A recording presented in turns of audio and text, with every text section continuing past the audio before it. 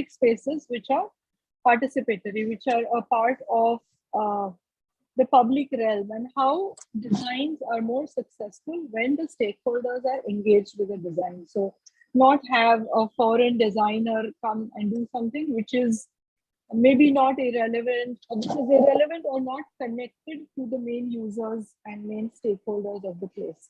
So the idea here was to choose a location which the participants believed deserved that kind of an outlook, that kind of a treatment, have a framework for participatory design, and then apply it to that area. And I think we've had 52 entries this year, which sadly is the least we have ever had. But I'm hoping that with the pandemic kind of under control, we have many more next year. However, out of the 52, we were able to shortlist, the jurors were able to shortlist 11 entries, which are all very nice. And we're looking forward to the presentations today so that they can choose the top 3 or I think top 4. I think that depends on what they decide. So which brings me to the jury panel here. Our jury is also all landscape architects of ISOLA, the ISOLA members. So Yogendra Bala is a practicing landscape architect and planner from Aurangabad, his firm called Karu Ara. Then we have Subhagya Atle Raval, who is also a practicing landscape architect and a visiting faculty. I don't know if Yogendra has also been visiting faculty. I do know the other 2 have been. So Subhagya runs her own firm, which is Land Art Studio from Mumbai. And she's also been the ex-secretary of the Mumbai chapter of ISOLA. And then we have Kumareshwari Rajendran, who is from Chennai.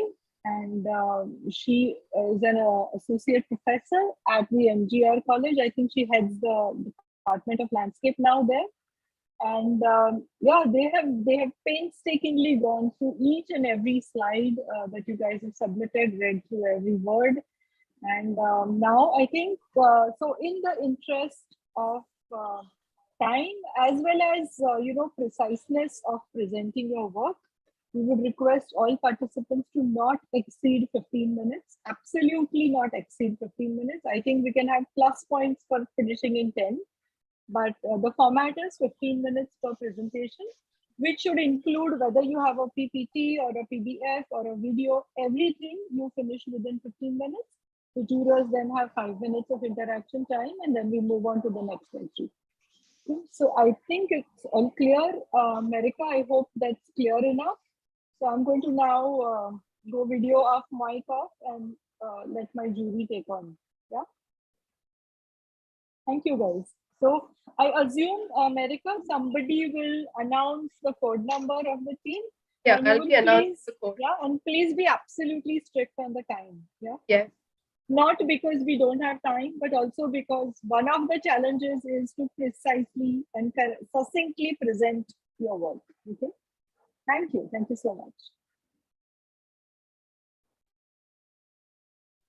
If the jury would like to add anything in terms of maybe judging criteria or something specific that you want the participants to speak about, I think this would be a right time to tell them.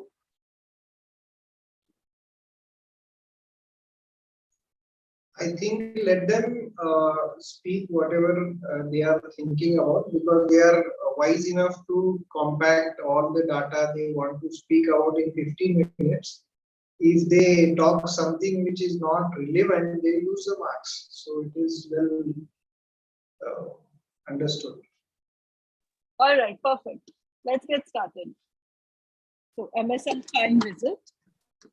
Yes, we have the first entry, which is 64 MSL.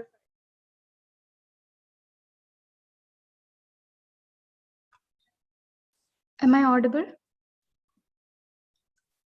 Yes, you are. Good evening, jurors. We are MSL 5 and we'll be presenting our project for a submission for this trophy, Theorem, which means shoreline. This is a humble attempt to rejuvenate the shore of Fort Kochi. Our site sits on the western coastline of Arabian Sea on the basis of the brief and on case studies, we have selected our site, which holds potential to be the lungs of Fort Kochi. The site has rich cultural, historical context, commercially viable, and a diverse community of stakeholders. Um, the site. Uh, the site is losing its glory due to low maintenance, erratic climate. Hello. Okay. The erratic climate conditions and illegal antisocial activities. So we have tried to maintain the existing character of the site while still enhancing the quality of open spaces. Can you guys see our presentation? Yes, it's on the first slide saying intent note. Yes, ma'am.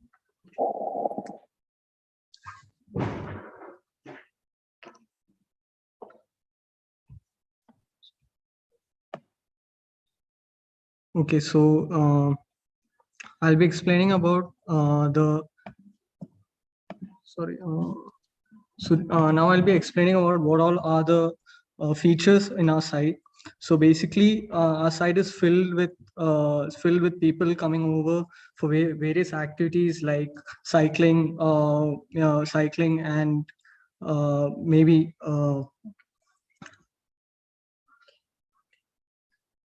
cycling and various activities like jogging, etc.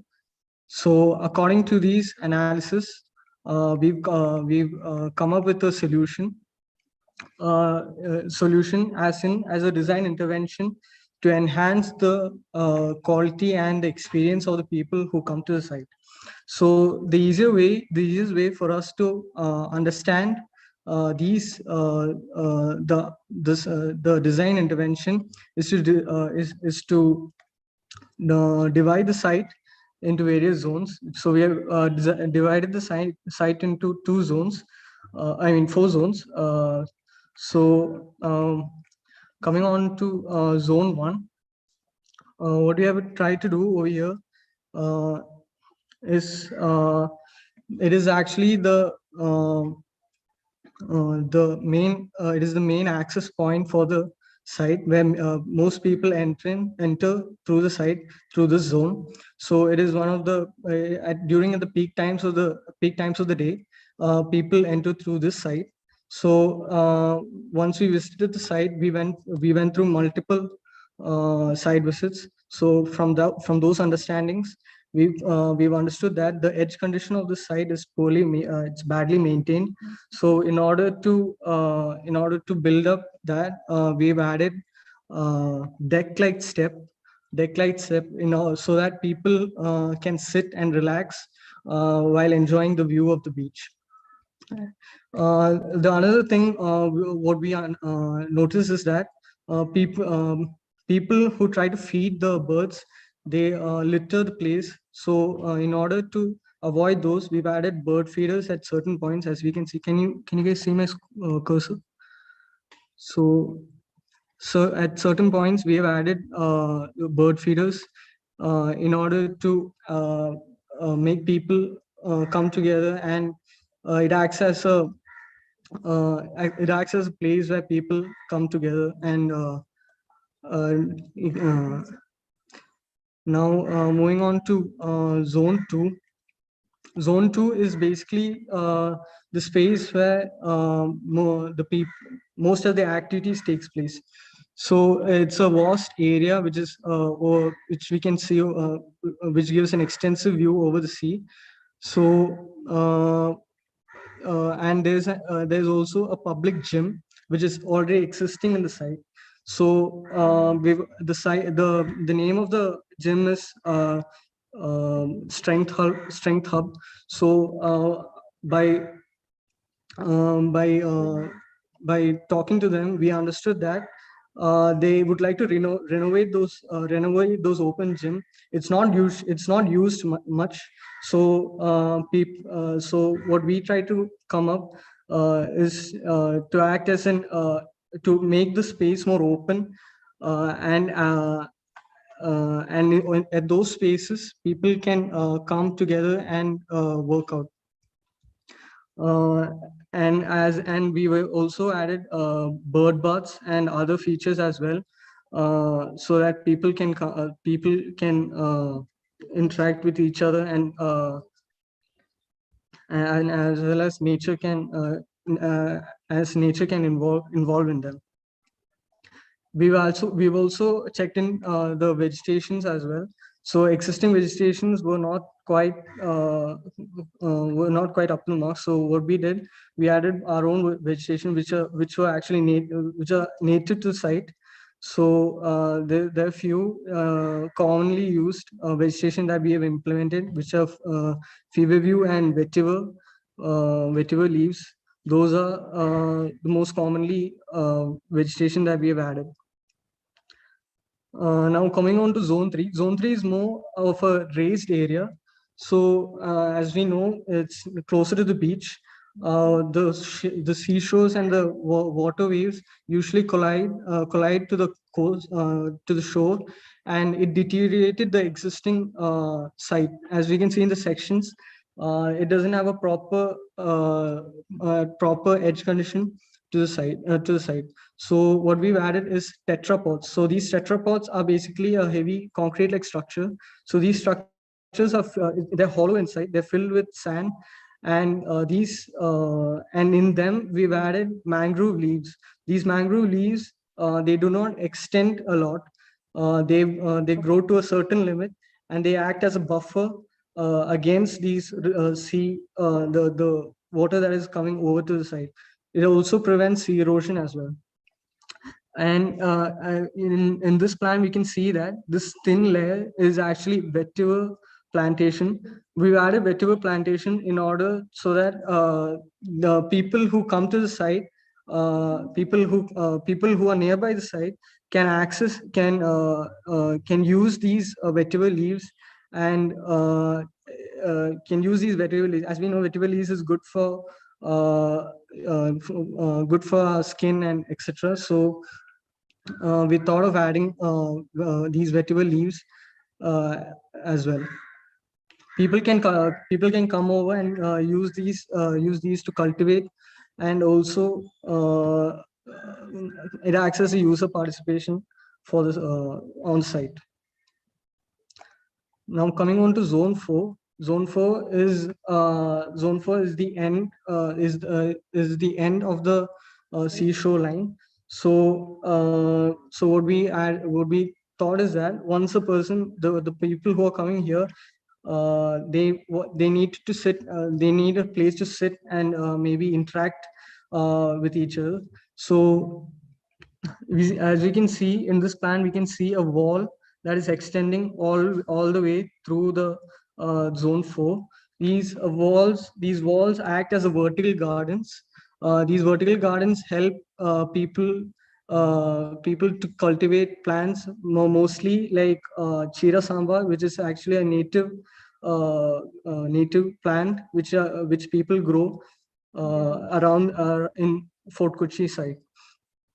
The other and in zone 4, what we also notice is that there's a depression between these sites. So in order to fill these depression, we've added bioswale. So bioswale basically they collect the water, that is they collect these water, and they rejuvenate the water, they rejuvenate the groundwater inside the soil.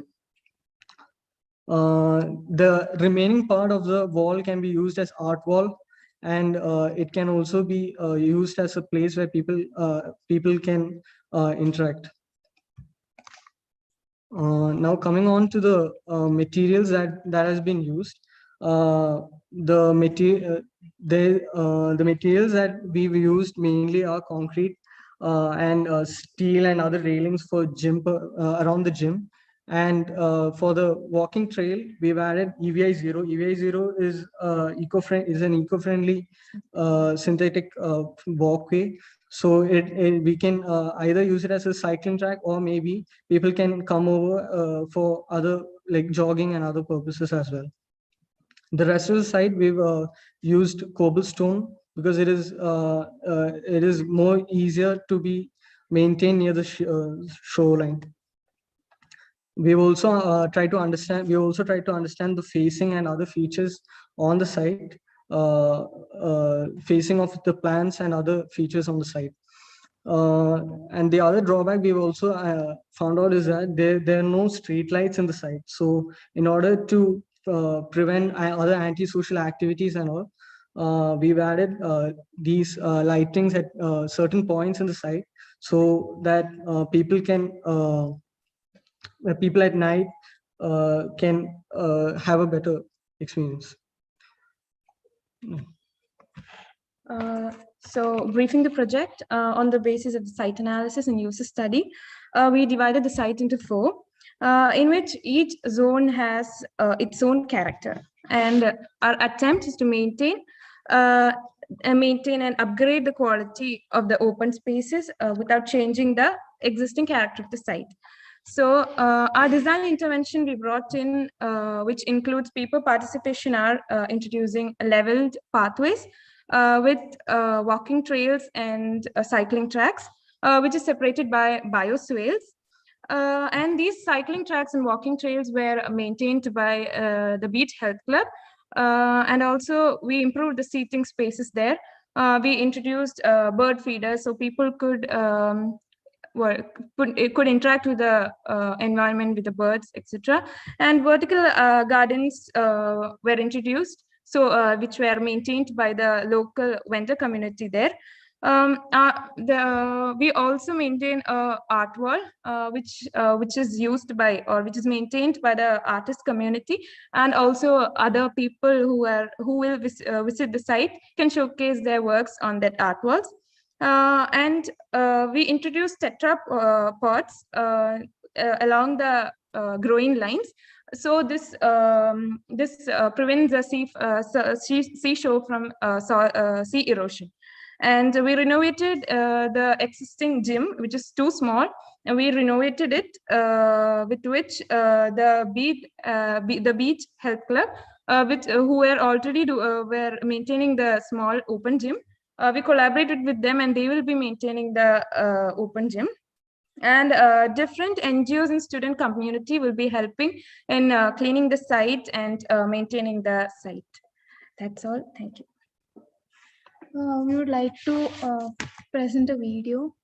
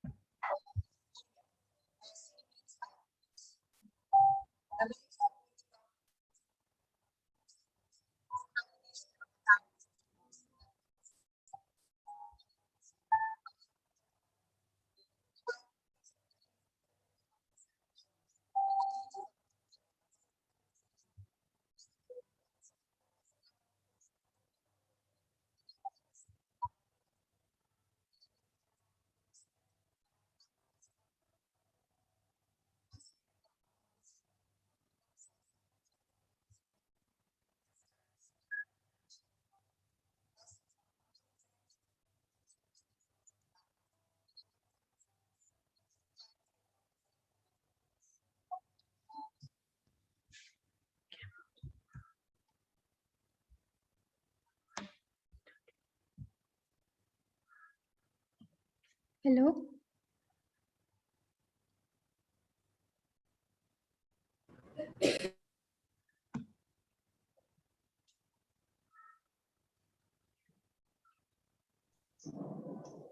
Yeah, you're done?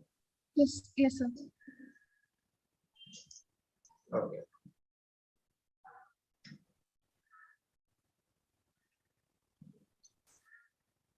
Can you show the slides again? Can you share the screen? Yes, sir.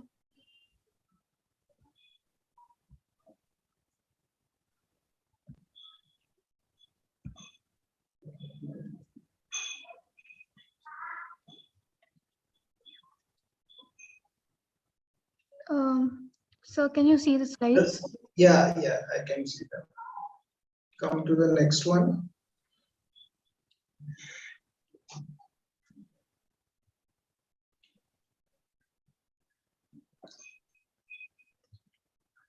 Now I have 2 questions for you. Okay. Can you hear me? Yes, sir. I have two questions for you. Yes. One is, where is participatory design in this? So we have tried. Or how do you understand participatory design? One thing. And second, your site is having the biggest advantage, or maybe the strongest point of the site is the sea which is next to it. So I didn't find any intention in design to either involve the sea or either have certain context towards sea and its environment and its high flood levels and low flood levels and whatnot. The animals that come through water, the birds that come through the water. I didn't find any strong relevance of that. So for the first question, first of all, our site has a rich, diverse community. Like a lot of people come in daily, a wide variety of people come in. So and also people of different people with different needs come in and out of the site. So we have tried to bring in people participation through firstly through setting up patches in zone 3 and 4. So the community, the locals over there can harvest vetiver. Like it is a herbal plant, and very the people around people in and around Kerala use the plant. So they can harvest the plant and use it. That is one way, and the other way was open gym. So we collaborated with the local beach health club NGO, beach health club.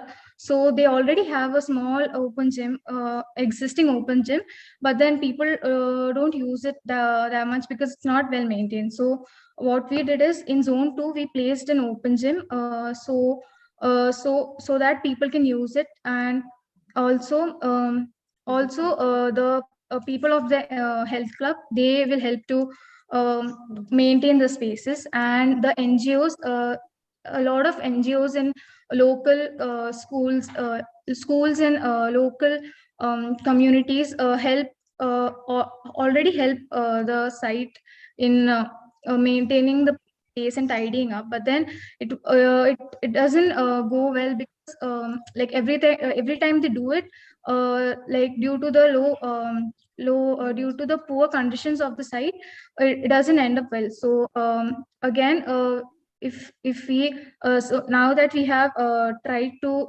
redevelop or tried to bring some changes to this place, these people can work well, or they can use this space well to to help us only. And in zone 4 and 3, in zone 4 we have art walls. So when we went there, Understand. We already understood what you have given in different zones. Okay. See, that's what I am saying. What is your idea of participatory design? Is it something which the people collectively make up the space and then use it, or something that you give 10 activities and people are using it?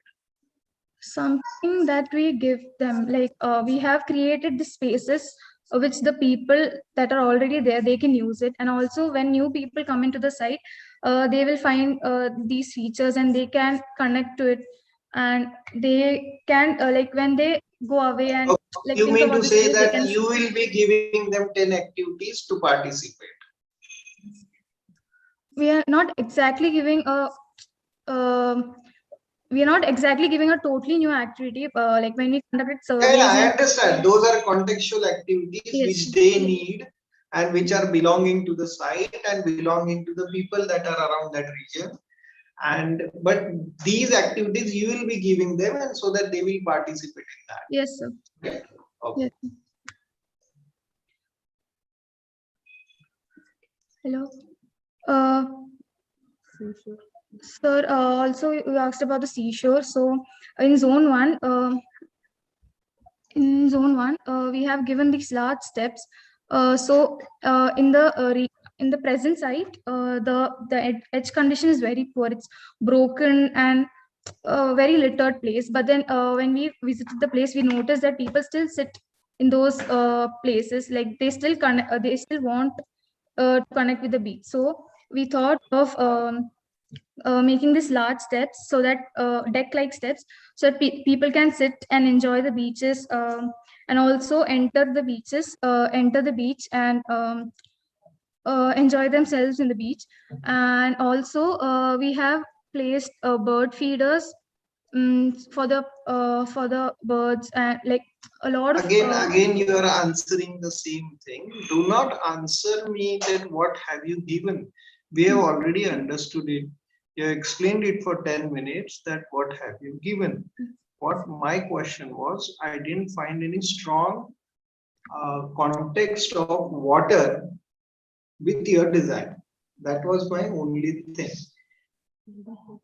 so Like the way water reacts to the shores. This thing everybody will obviously think that you need to go and sit near the water. You go and uh, enjoy yourself in the water. But what happens to the environment? Since you have given all these plants and all, do you really understand what plants you have given?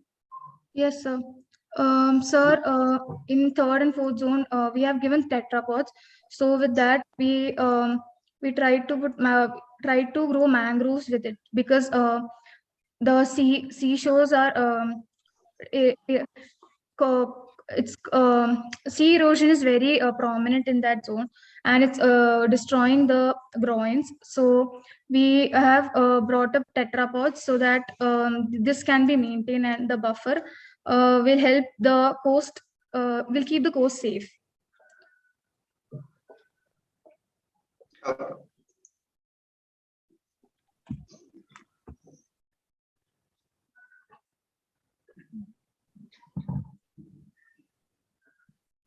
Kumreshwari ma'am, Saubhagya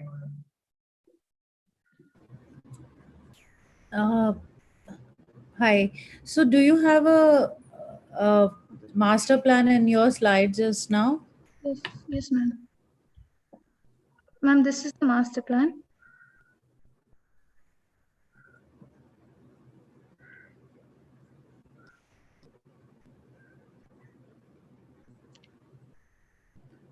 And in this, you haven't added the zones. No, ma'am. Ma'am, we have created separate master plans for each zone and combined it in the last conclusion sheet. This is the whole site with 1, 2, 3, 4 zones, and separate plans for each zone.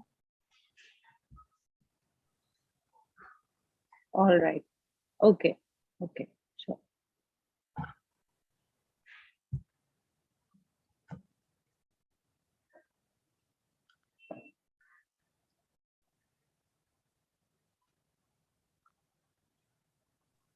Kumreshwari, you have any questions?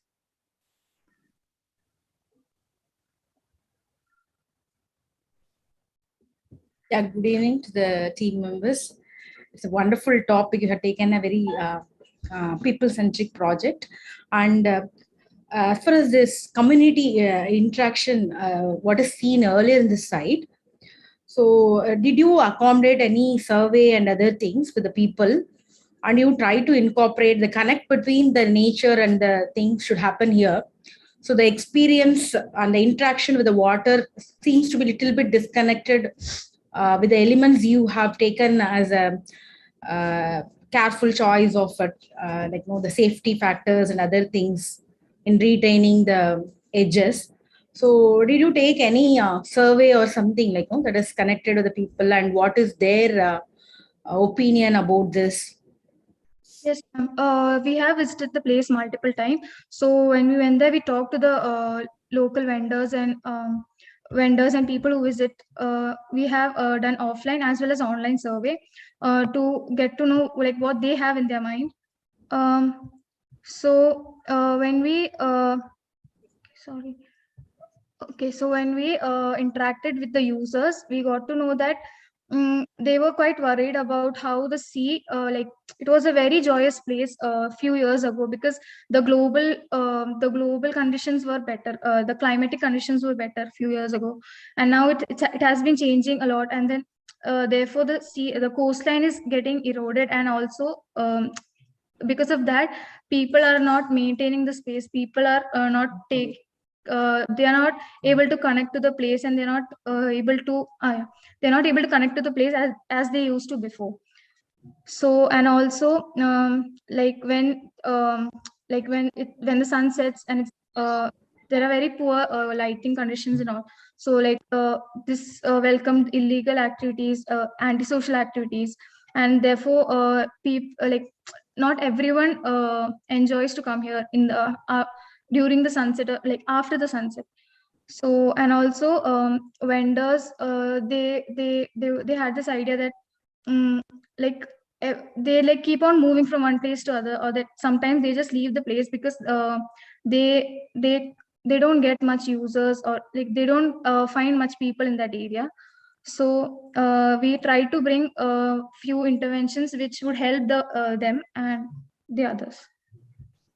Okay. So again, like, there is a little contradiction when you are actually point this thing, when you take a survey and you are getting the opinion about the people, because you need the users there, and the people has to come there, and all the livelihood of the other people also connected to it. So the experience and the connect between the nature and this thing should not be cut off from that particular thing. So that portion has to be included in this thing. That's the only point I felt like that was a little bit missing in this thing. The other parts, like you have accommodated everything, like including the technology, and other parts were well accommodated in the design. Yes. Okay. Thanks. Thank you. Another small thing I want to address. The tree Bahunia which you have proposed cannot withstand salty conditions. Sir, these plants are not exactly placed. Hello, yeah, these plants are only placed in zone 3, and we have given to Jarul and Kachanar, Bahunia. So, and the soil conditions are different. That's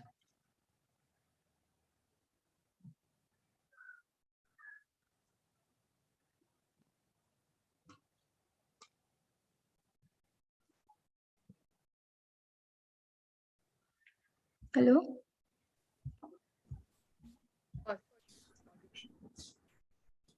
So you Fair also enough. mentioned few plants like vetiver, crispogun, all those things. Yes. Is there anything that you want to connect with that, with the coastal ecology protection? Yes, sir. Vetiver actually is it helps in keeping the soil tight, and also like people can use it at like there are two uses for it, like more than people can use it in multiple ways. Like the coast gets protected, and also people can harvest it and use it. And we have only used native plants so that the vegetation and the local ecosystem can combine with our site, so that we're not completely changing everything. And also with the nature-based solution, you have added one more thing, the tetrapod with the mangroves and other thing. So what is that you want, and where actually you took this inspiration from? So the inspiration behind this idea. Hello. Yes, actually you spoke about crispogun, that is a nature-based solution you are addressing, and you also have given something, a technology-oriented solution of a tetrapod and a mangrove. So the context of Fort Kochi. So what's the thing which makes you to select this as a solution for this place? Ma'am, actually, like we went through a lot of case studies. So we saw like people places have tetrapods, but then Fort Kochi is it's like very sensitive, and the other side of the play, like to the opposite, there are backwaters, and so like the waves, it's very it's not it's very unpredictable these days. So we thought like mangroves, they're already placed in coastal region, and they are known for um, keeping the coastline safe. So we thought, and already there are groins in this place, but then they're not in the very best condition. They are degrading time to time. So we thought, if we combine the mangroves, since mangroves don't overgrow, or they don't attract any bad anything bad, we thought this would be the best combination to work with.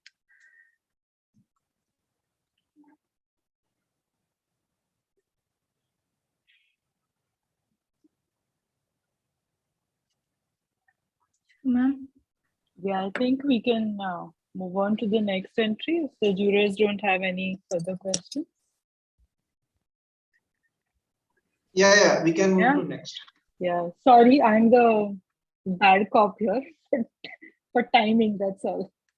Yeah, just so all entries get equal time. Yes, I think thank you guys. Thank you. Thank you. Thank you, you. MSL. Right. Now we'll be having 64 MSL 7. Am I audible properly? Yes. Warm regards to all the members present. We are hereby to presenting the project DeFi, which is the process of understanding the conceptual issue of the Vadodara and fulfilling the need of the community to revive the Sursagar lake. The whole process is based on the concept of 3E: enhance, evolve, and engage. Water has a very dynamic relationship with the social, economic, and environmental risk. It is an attempt to understand these complexities and challenges to work towards the sustainable and integrated solution. The diagram shows the interconnection of various aspects of nature, which creates a synergy between local and central system.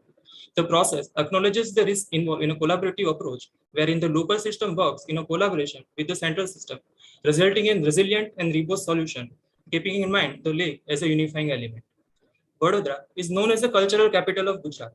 It also known as a Kala Nagari or Sanskari Nagari because of the various culture and tradition found in the city. The history started before 2000 years back when the settlement was started before on the eastern bank of the river Vishwamitra.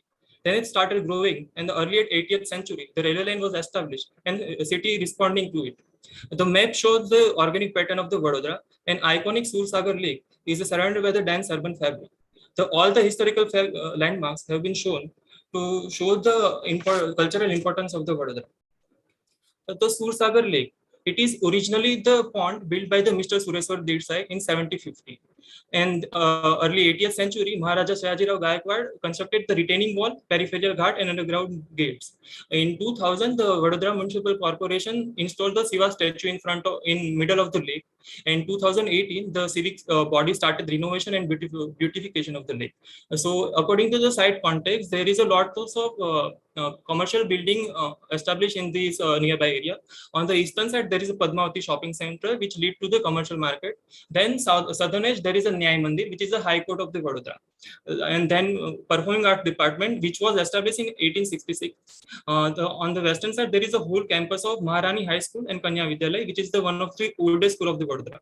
On the northern edge, there is a residential area for mochi and street vendors are located along with the Pratap Cinema Hall, which was built during the 1960s.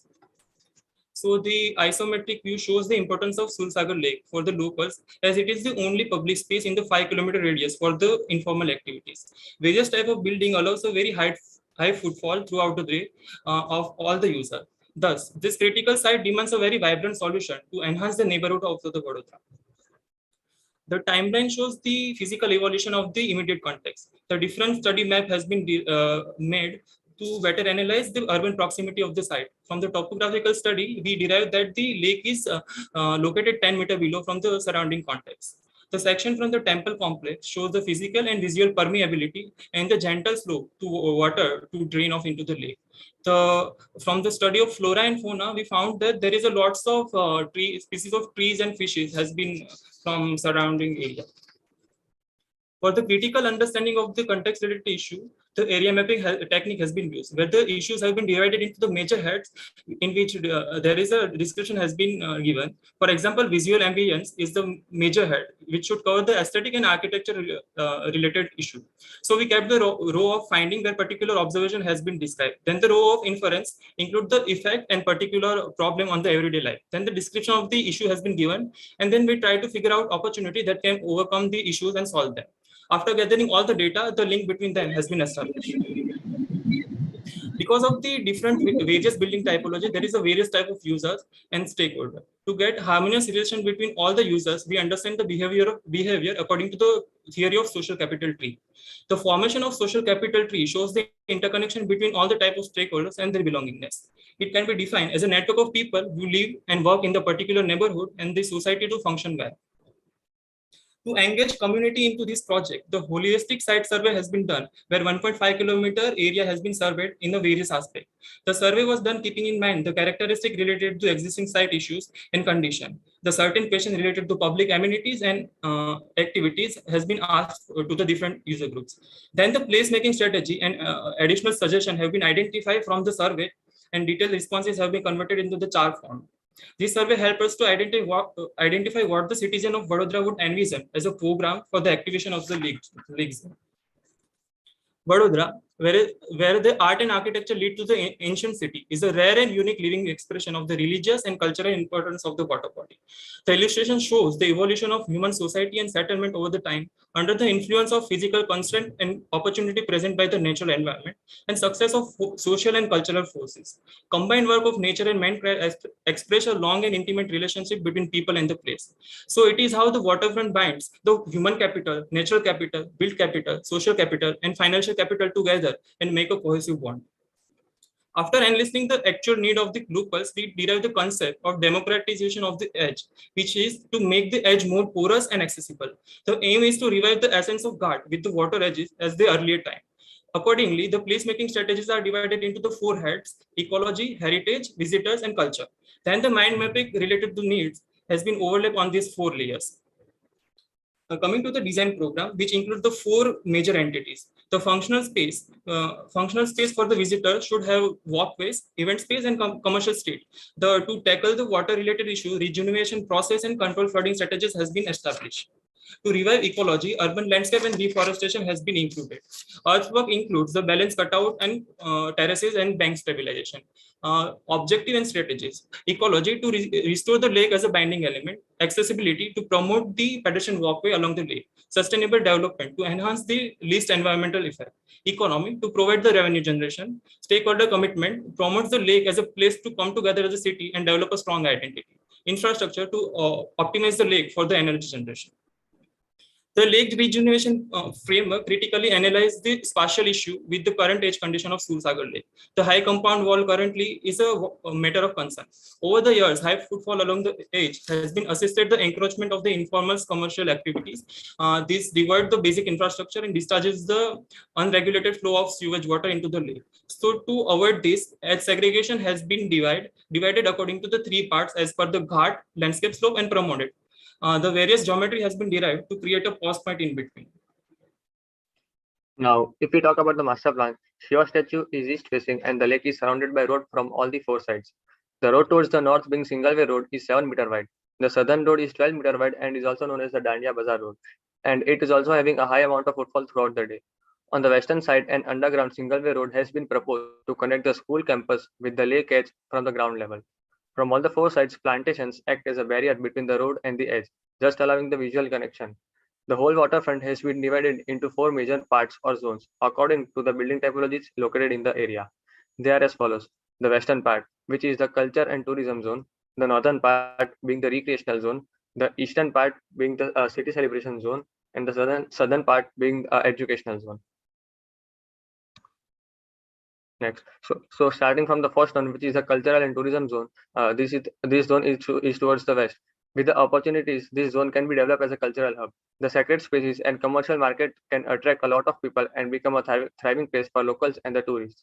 Outdoor event spaces have been designed in the campus of high school, which is directly connected with the temple complex and the ghats.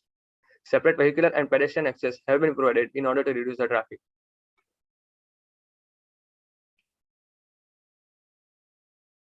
Now this view shows the physical and the visual axis and interconnection between two different entities. The higher planes of the school court can be used as an outdoor event space where dance classes can be performed. Pyramidal art installations between two different pedestrians have been used to get the limited access. The second zone is the recreational zone. It is situated at the northern edge of the Sursagar Lake. It is having high amount of residential area on the opposite side of the road. This zone of the lake needs to be revived to make the water network function together to maintain the resiliency. This zone has a major potential to become the recreational hub through open space planning. It will not only help to build resilience, but will also help build the open space index for the city, which is currently very low. The simple edge treatment with intermediate plantation and steps create different levels to access the waterfront. Now this image shows the original view of the context of the Sursagar Lake with the design intervention which has been proposed onto the site. Different levels and steps have been created, abutting a single roadway. It has a promenade at a lower level that can be used as a walkway for the locals residing in the site. Now coming up next is a third zone, which is a city celebration zone towards east. The oldest neighborhood of the whole city is located near this edge. It comprises major colonial parts of the city and many other institutional, commercial, and residential areas. Hence, this zone can host various activities and build an environment to celebrate heritage, culture, and nature of the city. It presents a very unique opportunity in the built heritage of the city and natural heritage complex. People can learn and engage with the history of the city and work towards a better future. The provision of commercial shops can be seen over this area, and along with that, there is a circular amphitheater facing Shiva statue and can be used for functional gatherings during the festivals like Ganesh Chaturthi, Maharashtra, etc. This is the view which depicts the same, and it shows the human activity within this area and segregation of vehicular and pedestrian road. Street vendors with the cart promote local business and give them opportunities for revenue generation. Intermediate sitting spaces have been also provided, and plantation of medium trees keep the overall area shaded throughout the time. Now, this zone is facing towards the front of the Shiva statue, and at the evening time, the reflection of the light to the time can be enjoyed from this side. Coming up next to the last zone, which is the educational zone, it is towards the southern side. It is the most active zone with a lot of educational institutes, corporate offices, residential communities, and commercial activities surrounding the lake. It forms the central heart of the city and can also be used to develop cultural node for the city also. The various stakeholders can come together at the lake to exchange ideas and culture to make a resourceful, thriving, and happy city. Now, this view depicts the same. It shows the presence of daily activity on the street and provision of sitting and interactive spaces for all the user groups. Mixed-use typology of buildings with the shopping area at the ground floor level allows more visitors. It is a view from the residential areas, which shows the proximity to the lake edge.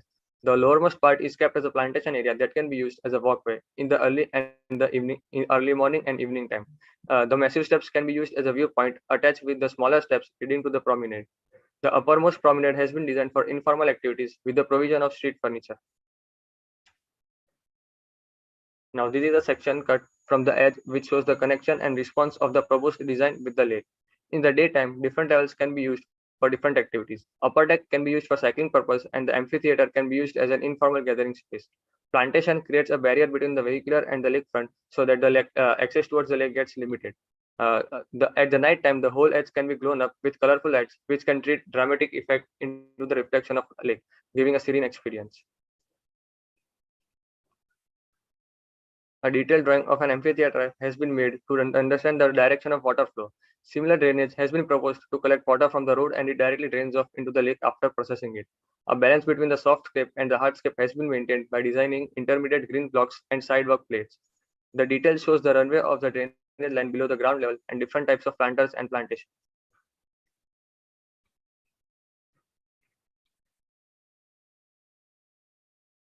Reinforcing the identity of urban edge through a vibrant yet functional public realm and a society-inclusive urban built form will reflect the local context and enhance the livability of all the neighborhood by improving the lifestyle of the development.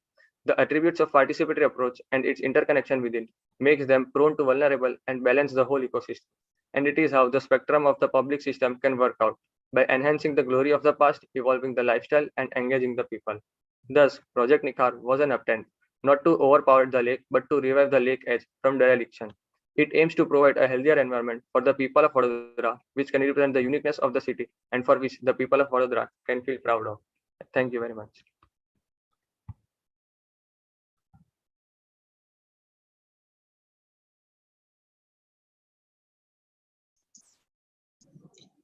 Okay, I'll speak up first. Who is the, if we take your design as a film, who is the main hero of the film? The site itself. Maybe. The site or user or the water? Because it has a very unique context. So the users itself also, the history of the site itself also, and the context itself also. Because there is a lots of भाई hero कौन है? Who is the hero? Who जिसके वजह से सब चल रहा है site? the lake itself, because of The lake, the water itself, right? Yeah. The water is the hero. Because of that water, the history is there. Because of that lake, the people are there. Because of that lake, that surroundings are there. Because of that lake, that context is there. And how good is the water? Is it potable? No, it is initially it was a pond, and there is a underground gate. So it can be directly drain off the water at the overflooding to this river Vishwamitra. I'm saying it is rainwater. Yeah, it is rainwater. And what is the quality? Actually, sir, your voice is breaking, not clearly. What's the quality of the water? How is the quality of the water? It is a very well quality of water, because there is a the lake is there is a municipal corporation cleans every week, every weekly this lake. I didn't find that cleanliness of water in your photographs. It is a old photograph just because of 2014, and these are the recent photographs showing in these views. Yeah. So what I am trying to come is that your proposal is really interesting, and the whole context is well understood, and you have detailed it out well, and things are okay. But I was really wondering if you could have also talked about the main hero of the film, the water, and you could have taken care of that water as a living source, as a thing which can be treated, or we can clean the water by participatory practices of people. How many people we are calling here? How many approximately people you are expecting on a festive day here? On the normal day, there is a 1500 to 200 people, 2000 people per hour. Per hour? Yeah. So in a day's time, can we expect some 20-25,000 people around this lake? Yes. 8 to 10 hours of working, if we talk about. Yeah. So that's quite some of people. Yeah. And you are bringing more by giving those activities. So the basic intention is good. Like the design intention cannot be commented, because Indian open spaces need such multiple activities. And in India, we don't have any singular public spaces. Everybody is using the public space since it's public, and you have given every amenity there. What I would have loved to listen about was also how do you treat water, or how do you take care of water. Otherwise, I'm okay with all things. So Bhagya. Yeah. So, first of all, I would like to appreciate that, I love the flow of the presentation.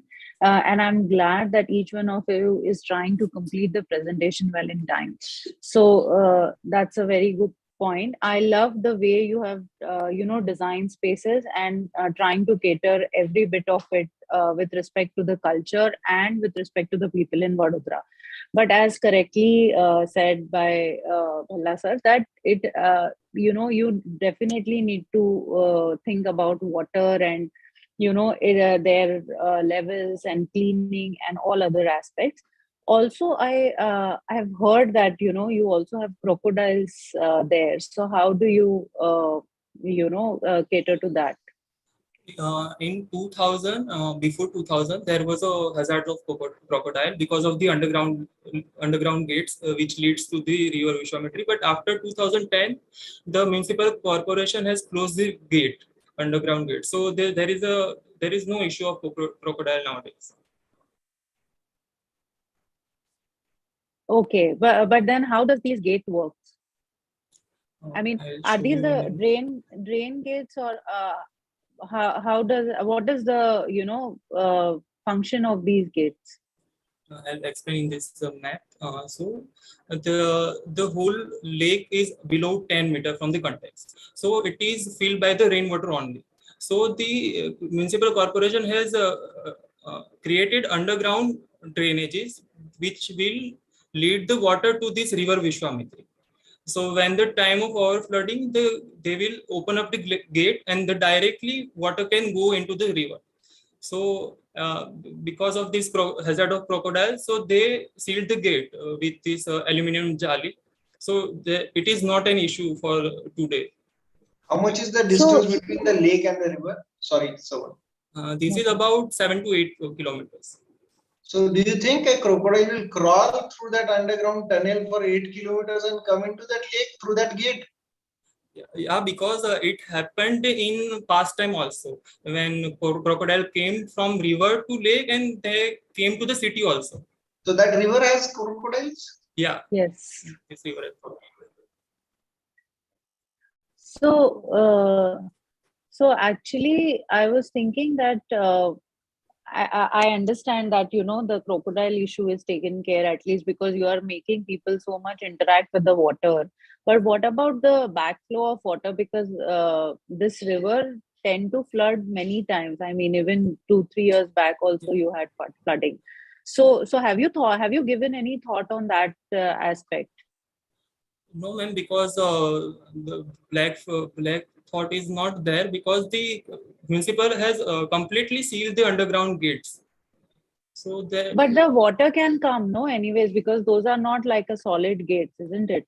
no, water cannot come from the river. Okay, so the water connection has been broken. Yeah. Oh, mhm. All right. So that's a slightly unfortunate thing, but okay, noted. Yeah. So Kumreshwari ma'am, over to you.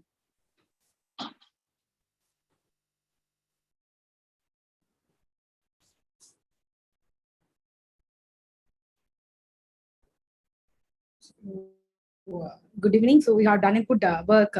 I would like to appreciate first. And as Yogendra sir correctly pointed out, the introduction about the hero and the what is actually missing there a lot. You have accommodated a lot of places where the people can participate, but the safety aspect is the one thing which I felt like it is not addressed even in the built-up spaces. What have you have accommodated there? So you have shown like a lot of childrens and other people are going to use. So what's the depth of the water body? 60 meters. So you should understand like you are making the people to come near to the water. What's the kind of safety like we cannot have an eye every time. So what is the kind of things you have accommodated there? And of course the water inlet and outlet, how this water will be actually, whether will be having some oxidation or it will be how it will be overflowing, and what will be happening, what will be the change in the levels of the water. And did you do any survey with the people there, like the kind of the accidents that happened earlier, the people drowning there in the water body or something like that? We did not get any response about that particular accident. Yeah, because it seems to be a little bit risky there. And if you have taken this water as an important thing, and if you have included that, it would be a plus point. But you have done very extensive site analysis and other things. You have accommodated so many things. Of course, you have missed the main part of the water, how this has to be like, taken as a very dynamic element there in this particular design. So ma'am, we thought about little bit about the water level flooding. So we divided the edge into the two prominent level. So at the there is a low line flooding, so it can, upper plane can be used. So we think that much about this water related issue. Yeah, you have accommodated everywhere, like you told about biosphere, so many things. You have added a lot of green pockets also. It's interesting to see all those things. So you would have like intervene little bit into these aspects also, and look what are the important element when you are considering all the design spaces around it. This would be an additional enhancement to the space. Yes. One more point I want to add is about the historical context. The way your design has come up is somewhat really not speaking about the history, the rich surroundings, the super rich historical layers, or the ghat photographs and all what you have shown up of water's age and how, see, to modernize edges or to concretize edges or to give very nice design solutions or colorful walls and maybe everything that design can offer does not bring people in there. People need activities, people need a feel, people need the touch of their ownness of the place. So that you should also incorporate in these designs as to what you're doing about the historical context. The one sheet which you have shown earlier about all the historical monuments surrounding this space. So that could add to more participation of people in your modern understanding of this space. So that you should take care. Sir, we have thought a little bit about this context. We have created the ghat as we shown earlier. So there is a temple of 5 temple located over here. So it is a religious place, we can say. So it is some kind of portion. No, I meant to say not about giving activities. Yeah. I meant to say, as you have told me your design story, no? Yeah. You should have also told me your activity story. Yeah, you understand? Understand. Like how, as you as a person, I get up at 8 in the morning. First, I come to this temple, then I see the birds, then I go to these ghats. So how you are moving in that 1 hour? That story is very important, right? So I think I'm done with you. We can move to the next if other jurors are okay.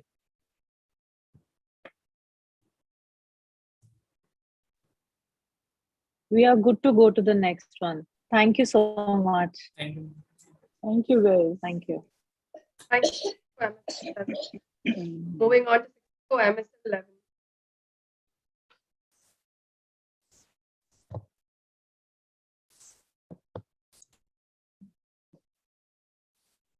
So good evening, sir and ma'am. So our project name is Green Street of Malad. Before moving towards the project, let's understand the brief. So we are seeing that the community is lacking with the social, ecological, and health benefits. So the brief is pointing towards the creating such spaces for the community. Our challenge was to create an public space that has multiple stakeholders and demands design intervention along with the participatory approach. Our intention is to create a vibrant, engaging, and space which is economically viable and environmentally sensitive. The street is basically located in Malad in the city of Mumbai, Maharashtra. The site is a street connecting the BMC playground to the main link road. So this is the main link road, and this is the vehicular entrance. This is the street which we will be focusing on making a pedestrian entrance for the garden, and this is the BMC playground. So there are 6 points why we have chosen this site or the street. The street basically serves as the only pedestrian entrance to the Malad VMC playground, which is one of the biggest recreational area in the entire locality. Basically, there are two entrances to the playground, but this entrance street being the closest to the link road is more convenient for the community. Due to this unfavorable conditions of the street, people do not use the street, because of which such a good space is going to waste. This street has a potential to be converted into a space for social gathering and interacting with each other in a safe, healthy, and refreshing environment. Our idea is to design the street in such a way that protects existing flow system of the street, which also offers an recreational use and involves different stakeholders by also engaging them with nature and surrounding the street, where people can feel close to nature and themselves in the middle of the busy city. There are 6 observation and analysis of the site. First, there is an illegal parking which is done by the resident of neighborhood, which causes blockage on the road and entrance in movement of people and makes site unapproachable. Second, there is an existing old trees on the middle of the street, which have large foliage and a home to various birds and animals. Third, there is a open storm water drainage, which is used by the people to throw garbages in it, which causes choking during the monsoon season. Fourth, on the entrance of the playground, there is a high level plinth and steps are distorted. The street is not appropriate for the citizen, as the garbage is littered everywhere, and hence it creates problem for senior citizen and disabled people to approach the site. Fifth, garbage and debris are littered around the corners of the street, and also stone pebbles on the ground, which may cause some interruption while approaching the playground. Six, there are old six containers which are placed adjacent to each other near the entrance, which are in good condition but not in the use. These are the 4 needs of stakeholders. For children, the street should be approachable and playful with attractive surrounding. For teenagers and adults, safe and clean street and should have aesthetic and pleasant looking street and proper parking space for cycles. The space will be provided for local vendors for identification and popularization of the street and the park. For parents and senior citizens, space to relax and enjoy and should have safe and clean surroundings. There are 6 objectives of design. First, protecting and preserving the existing ecosystem. Second, making the street safe and approachable for all citizens. Third, increasing social interaction between people. Fourth, inclusive of all age groups. Fifth, recreation and relaxation. And sixth, aesthetical pleasing. So we'll be explaining the roof plan of the street. So this will be the main entrance, which is connected to the link road. And the blue zone is the residential area surrounding the street. So this is the boundary of the playground, and this is the BMC playground at the end.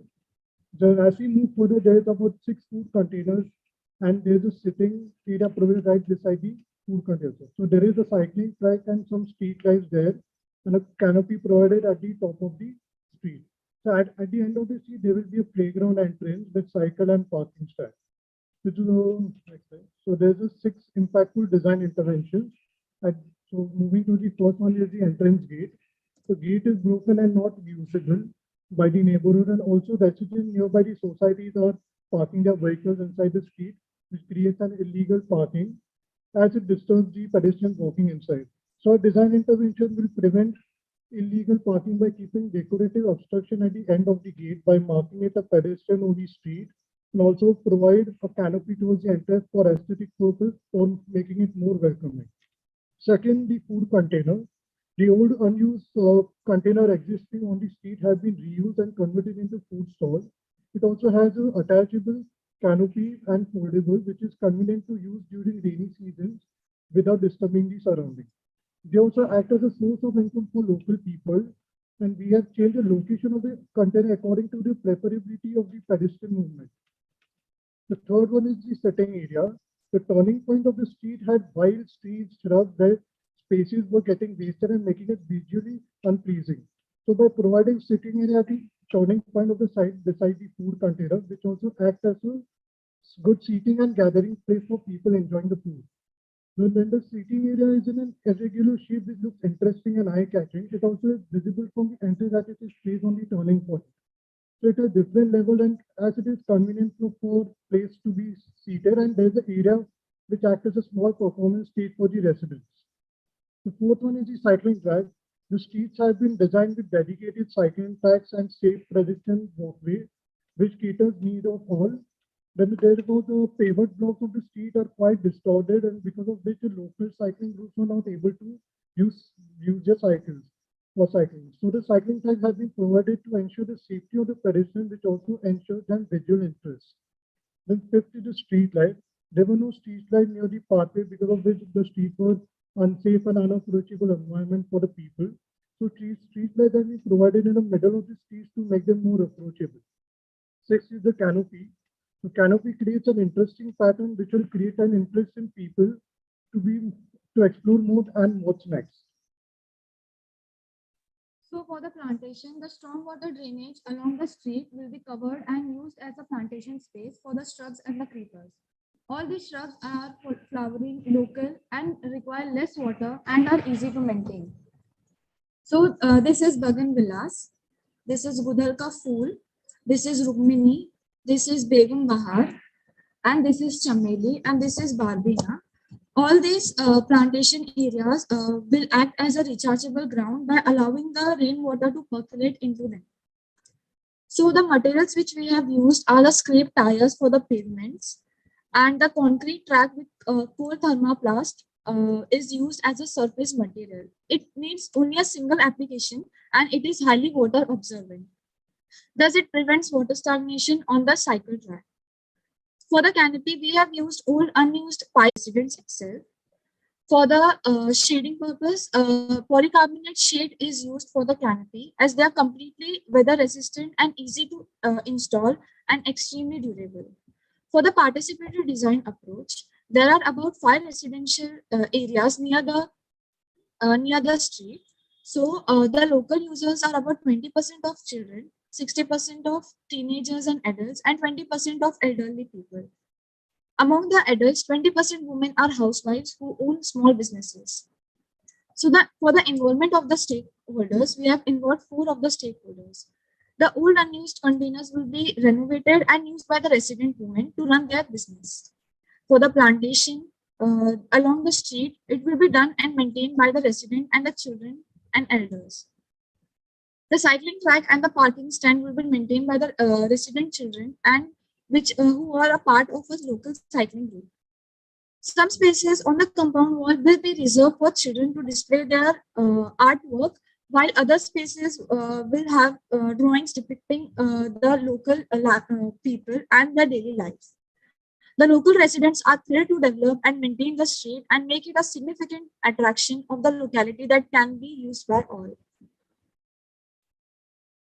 So this is the zoning. These areas will be used by the local vendors and resident businesswomen. These will be used mainly by the teenagers. This space will be an interactive zone. This will be used by everyone, and this will be used by adults and old age peoples. So the sitting area will be used by teenagers, adults, and elderly people during the morning and evening for relaxing and interacting. Food stalls will be used by the local vendors and by resident women from morning to evening. Pathway and the cycling track would be used by children, teenagers from morning to evening for playing and cycling. The entrance would be used by all age groups, and the steps would be used by the all age groups. Cycle stand would be used by children and teenagers, and ramp would be used for playing. So as we move towards the conclusion, so basically our design focuses on a 6 conclusion. So basically our design focuses on creating a street that acts as a social gathering zone for the residents and by the residents. The street is not only developed as a pedestrian entry, but also a cycling track has been added. Recreational spaces like sitting area, food stall, plantation area, bicycle parking would be developed and maintained by the residents themselves, so they feel a sense of belonging to the street.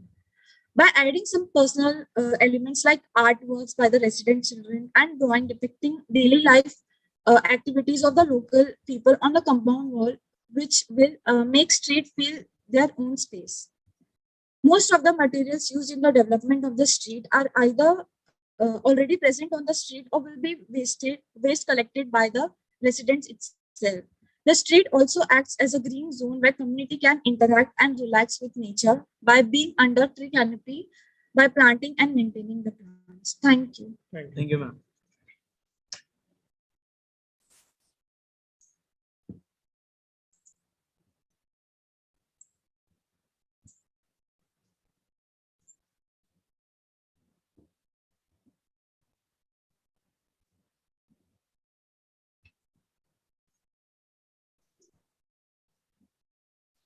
Okay, Mumbai. What is the biggest advantage and disadvantage of Mumbai? So advantage that मतलब वो हमेशा available रहता है, रात और दिन कभी सोता नहीं, तो मुंबई कभी सोता नहीं. और सर पानी भर जाता है. Speak it again. Like Mumbai is like it's a city which never sleeps, and the disadvantage there's a flooding problem and humidity problem in Mumbai, and that is the biggest disadvantage in Mumbai. And your voice is not that clear as it was earlier. Something's wrong with your mic. It's echo बहुत आ रहा है. मतलब समझ नहीं रहा है आप क्या बोल रहे हो. Hello. What is the advantage of Mumbai and disadvantage of Mumbai? I could only listen to city which never sleeps. Yes, sir. That's the advantage of the Mumbai, that is a city in which never sleeps. And the disadvantage is like there's a flooding problem in Mumbai and the humidity which causes the issue during summers. And why are these problems? So because of the Drainage system is not well. not proper. And Because of? So the drainage system there is not. Because of the people. There are so many people around in Mumbai. So that is the advantage and disadvantage of Mumbai. So that's what I was trying to come to, that everybody who is in this group or everybody who is in this proposal or everybody who is in this trophy is trying to bring people into their sites. And I think your context of site is such that you need to tackle people who are going to come into your site, because everybody is waiting there to come into your site.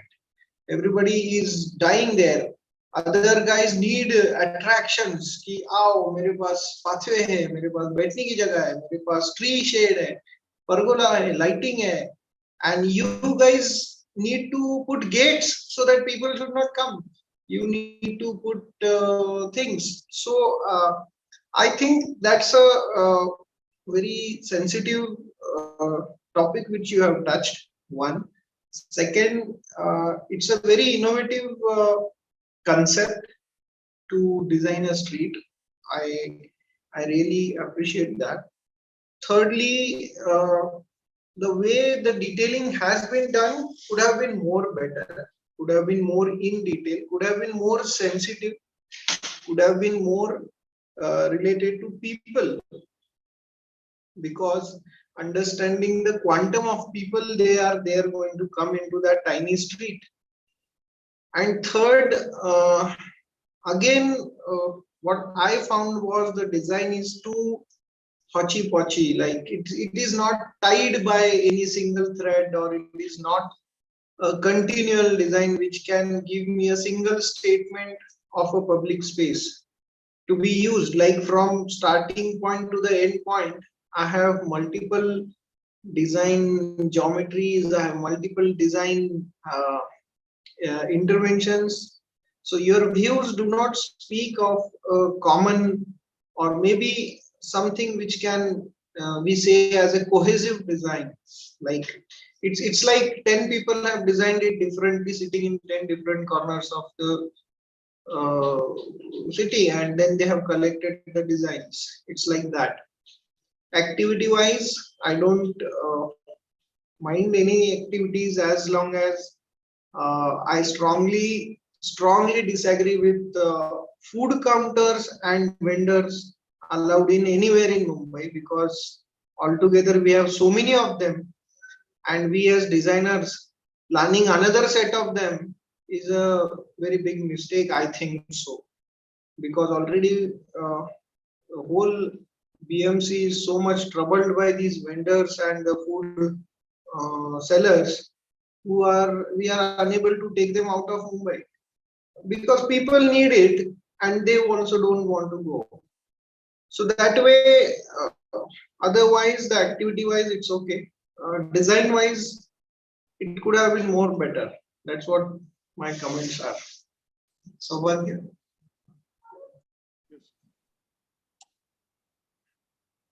Yeah. So, adding to what Yogendra sir said, I feel that, the good point is that you definitely chose a very interesting topic, which, to start with. But my question to you before going into my observations, my question to you is that what brings you to design a street, or what was the thought that you chose this site? And the thing was that this street, You have to be slightly, sorry, but you have to be slightly louder and clearer. actually it was really connected towards the garden nearby. So it was a space which was not that frequently used by people. And it was surrounded by a really good residential area where people can come over there and visit this area, and they can use this place and space correctly, and really better it can be developed more. So that's why we thought about choosing this place and creating it and developing it more and interventing it. Why not any other street? What was so specific about this street that you chose? Well, the most specific thing is that it was really connecting towards the page which was required by the more publicly using it. So that's why we thought about developing this street more.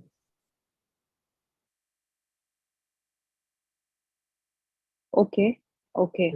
Because, all right. And then what was the women business area which you have mentioned in one of your slides? What was that meant for?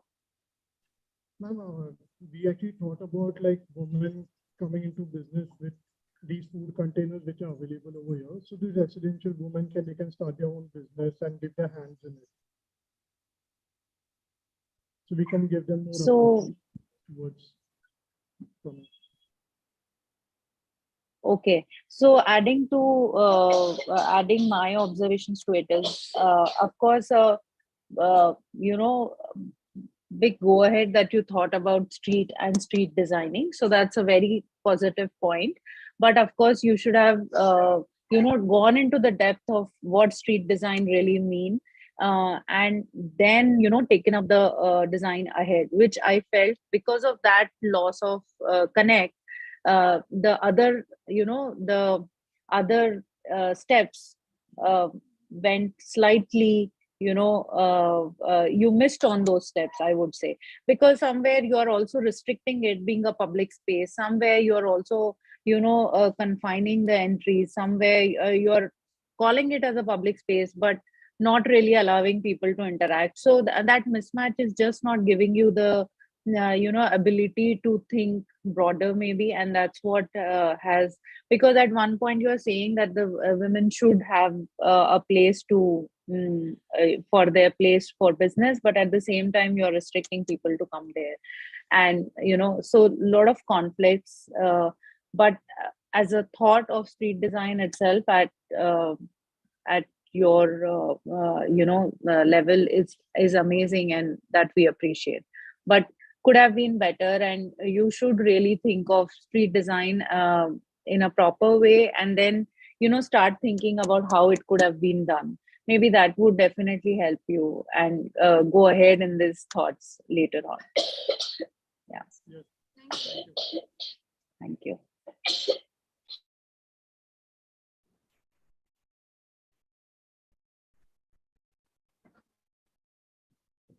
So I'd like to appreciate the team for taking a streetscape concept, and it was like really standing out from the other topics that has been submitted.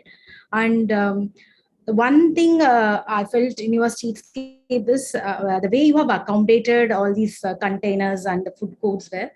Like they serve as eyes on the streets. So I can ensure the safety of people who is using the streets. So the crime prevention through the design is wonderful thought process. But the same way, like as you said, you have studied a detailed user analysis and other thing. 20% of children and 40% of teenagers were using that particular street. I felt some art elements and other fun elements were missing in the streets. So you try to take the gray space, a bicycle lane or something, but you left that art layer. You would have included some sculptures. Yes, I have seen this, but you should have included like a lot of things, even on the floor surfaces also you can play a lot in this thing. So those small details, like if they were accommodated, as you said rightly, the participatory approach, you can fulfill the needs of the different age groups who are like who are going to use these streetscapes. So that's a thing. And whether you have included anything that is connected with the climate of this particular place into a design context, the selection of your materials or something. Yes, ma'am. So what is that?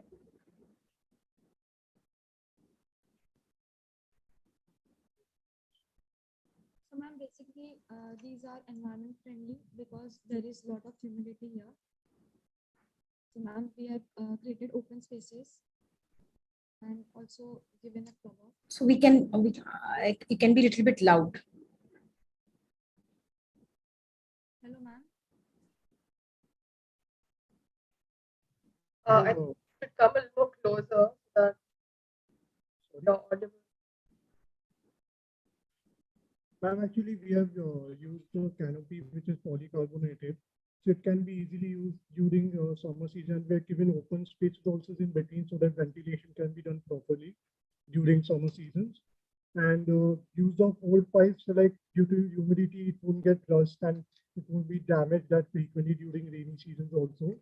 And also use of scrape tires, so it won't like distort any payments or anything, and it will be used frequently normally. Okay.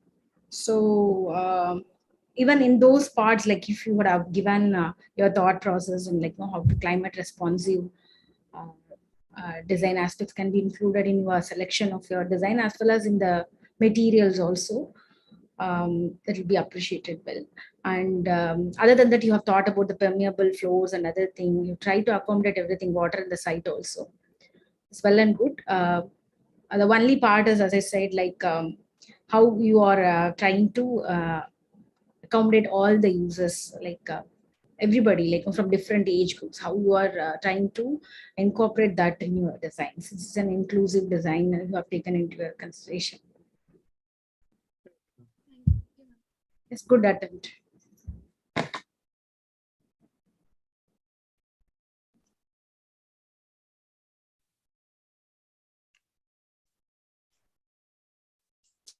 Should we move on to the next entry?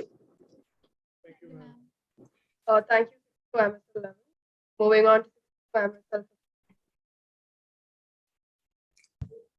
Am I audible? Yes, you are. I just want to remind the jury it's close to 6 p.m. and we have done only 3 entries. And I think the students are keeping time. So if you're yes, I think the next presentation can start. Is our screen visible? Yes. Good evening, respected jurors and everyone present over here. Today we are here to present our project Pranto towards the Sahasra. Back when India was still under the power of British rulers, Thomas Bata, the Czech shoe tycoon, discovered a quaint piece of land just beside the magnificent Ganges River. Fascinated by its nature, he established his first Indian operation there. But the operation soon received huge criticism because of the foul odor from the tanneries and huge amount of chemical discharge in the river. Due to all the adverse effects, the establishment got relocated within 2 years. Through the course of time, nature reclaimed its position and the site got covered in vegetation. The structures transformed into piles of bricks, and as almost every neglected piece of land, people started misusing the place as dumping grounds, open toilets, and criminal activity zones. The reason we chose this site is because of its prime location. It is located beside Ganges and is connected by Grand Trunk Road. The site is surrounded by a lot of public buildings, and the common factor in all of them is that they don't have any green open space in them. The site has variety of pre-existing vegetation. It has immense potential to establish a symbiotic relationship between human and nature. The site is of 3 acres. The site is located in Konnagar of Hooghly district. Within a 300-meter radius, we have 2 hospitals, 2 schools, 1 old age home, 3 ghats, 1 PWD office, 1 fire station, and a petrol pump. The nearest green open space is 1.2 kilometers away. Coming to the SWOT analysis, the strengths are site has fertile soil, it has serene view of Ganges, it has good connectivity due to Grand Trunk Road. The weaknesses are the site has uneven terrain and due to which water gets collected during rainy season, which becomes a breeding ground for mosquitoes. Due to lack of proper toilet, the site is used as open ground toilets. The site is also used for garbage disposal. The site is in a very unhygienic condition right now. Opportunity, site is surrounded by lots of public building and there's only green open space there. Threat, heat retention from surrounding vehicular exhaust emission and the criminal activities. We did a demographic study from where we found the population of Konnagar is 76,172. Konnagar has a high literacy rate of 90.84%. The type of users who are going to use our site primarily are students of the nearby schools, women of the old age home, visitors of the hospitals, office goers, and the residential people of that area. During the pre-design phase, we have spoken with people in and around the site to know their problems and concerns. These are few excerpts of those conversations. The activity chart here shows the present use of the site. In the time of dawn, the site is used as an open toilet, followed by bathing in the river. During the afternoon, children use the front portion of the site as a play area. Due to the historical background of the site, it attracts a lot of local vloggers, which in return helps the local vendors. Once the sun starts to set, the site becomes deserted and becomes a den of illegal activities. The inclusivity framework. It's a 9-step process in which stakeholders and users, as well as the wider public, are brought together to contribute in almost all the stages of a design process. The process starts by identifying the problems in and around the site in forms of surveys and group discussions. The problems are then taken to the local governing body to know their plans and resolutions to solve the problem. The primary user group steps in to voice their demands and needs through interactive practices. In our case, it was sit and draw competition for the school children and group discussion for the adult and elderly. It is followed by converting the drawings and ideas into proper plans and inclusion of sustainable design interventions. Now, a major loophole of any participatory design framework is funding. We came with a solution and named it the part of the whole method. The design execution process will include local materials and local labors. Time management will be looked after to prevent the whole process from getting messier and to maintain the discipline. Finally, when the project is finished, it will be solely maintained by the community in the neighborhood. A part of the whole method.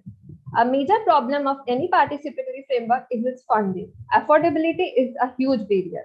And whenever a third party or a big corporation steps in to save the day, the project loses its credibility to its people. In the part of the whole process, people are asked to donate a single rupee, which when added up becomes a part of the total costing. This process encourages the people to be a part of the whole design and the making in true sense. Cause a part from which caste, religion, gender, background, they are all contributing the same amount, which is a single rupee. It establishes a sense of belonging and ownership among the people. So no matter how much taxes they pay, where they come from, they have equal rights of the place.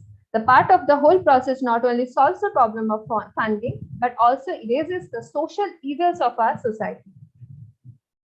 Now coming to our concept, a community is formed of people, and it's important for every person in that community to have a positive approach of life.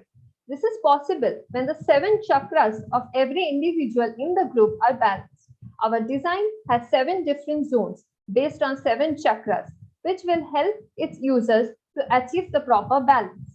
The design program table shows the type of interaction taking place in each zone, named after the chakra, as well as the design intervention and the scale of interaction. These are the types of group participation we are expecting.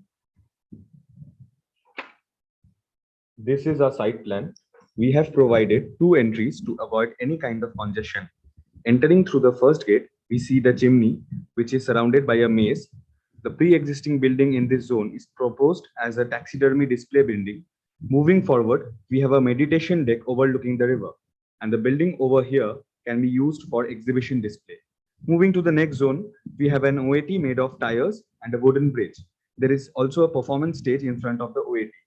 Next, we have proposed a water body in the form of a kund. The food stalls can be set up in this zone. The existing building can act like a gateway from the kund to the decks. An elaborated playground has been proposed with stepped sitting and interactive walls. We have also proposed a dedicated space for community gardening. There is a memorial fire and a water fountain. The side of the river has been divided into 3 parts: a small deck with alternate green steps and the main deck in the middle. Sufficient amount of toilets are also provided. Since the site is already vegetated, we have tried to retain the vegetation as much as possible and incorporate new vegetation like some medicinal plants wherever needed.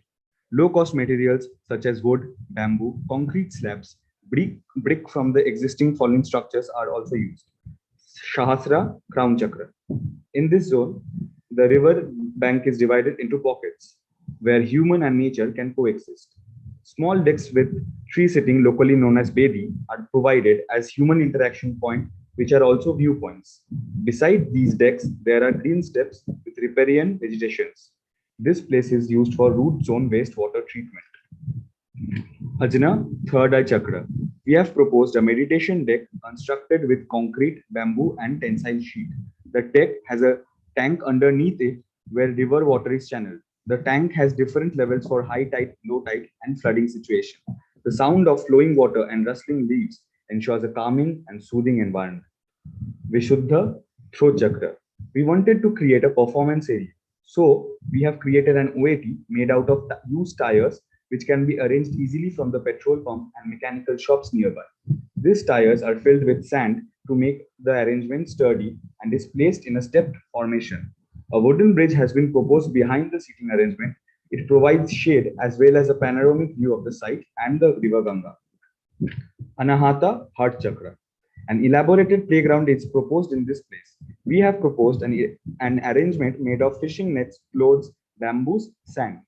This arrangement is flexible and can be easily dismantled and remantled according to the convenience. For instance, if any of the schools want to host their annual sports, they can rearrange the arrangement and use the stepped sitting over here as a viewing gallery. Also, the white walls can be used as blank canvases by the children to show their creativity. Shwadhisthana, sacral chakra. The community garden helps to create interactions between people. Gardening is something which can be practiced irrespective of age or gender. People can find a common ground while performing this activity. Also, increase in human interaction in a society leads to decrease in crime rate. Manipura, solar plexus. The existing building in this zone is retained. A kund has been proposed for human interaction. It also acts like a natural basin in our site. The food stalls are placed over here since it falls within the close vicinity with the other activity zones. Muladhara, root chakra. The chimney, which is an identity of this place and the witness of the historical significance, is kept in its true nature. A maze is created around it. The openings of the maze are orientated in the authentic north, south, east, west direction of the cone. It can be used for wall newspaper. The maze is surrounded by meandering pathways and cycles. The green pockets formed here act like a sanctuary that provides shade to human, animals, and birds alike. These are few more interventions that we have proposed. The idea of the Kund came when we were having conversations with the old women in the old age home. We realized that a lot of their stories revolve around ponds and lakes, locally known as pukur. They used to be an escape from their monotonous lives. They used to catch up with each other during that time. The Kund in our design also acts like a natural basin. The root zone wastewater treatment is used to treat the sewage water before it flows into the river. It is a low maintenance and low cost system. Coming to the significance of the memorial fire. A memorial fire has been proposed in the memory of the lost family members of the user. The fire is fueled by biogas produced by biodigester toilets. The manure produced in the biodigester tanks can also be used in the gardens. There are a few crime prevention methods that include proper lighting. Participatory activities in the management levels include flexible use of spaces, interactive walls, community garden, open library that can be made by fixing the box on the tree branches to exchange books, also by organizing frequent cleanliness drives. During the pre-design phase, we conducted both online and offline survey. The offline survey, we visited our site multiple times, and during which we went to the nearby tea stall and initiated conversation in a casual setup to avoid any kind of biased or political opinion. These are few excerpts from those conversations which helped us to figure out the design interventions. These are the pictures of the site which we have managed to procure from the past 1931, and this is the present condition of the site, and this might be the probable future of our site. We have also conducted an offline survey to understand if people are willing to participate in the activity on which stage they are willing to contribute. We discovered that while most of the people are willing to participate, but majority of them were willing to participate in the designing and management part. There were very few people who agreed to contribute for funding and labor. Our Project Pranta is an initiative to build something for the society by the sole members of the society, something they can call their own. Thank you.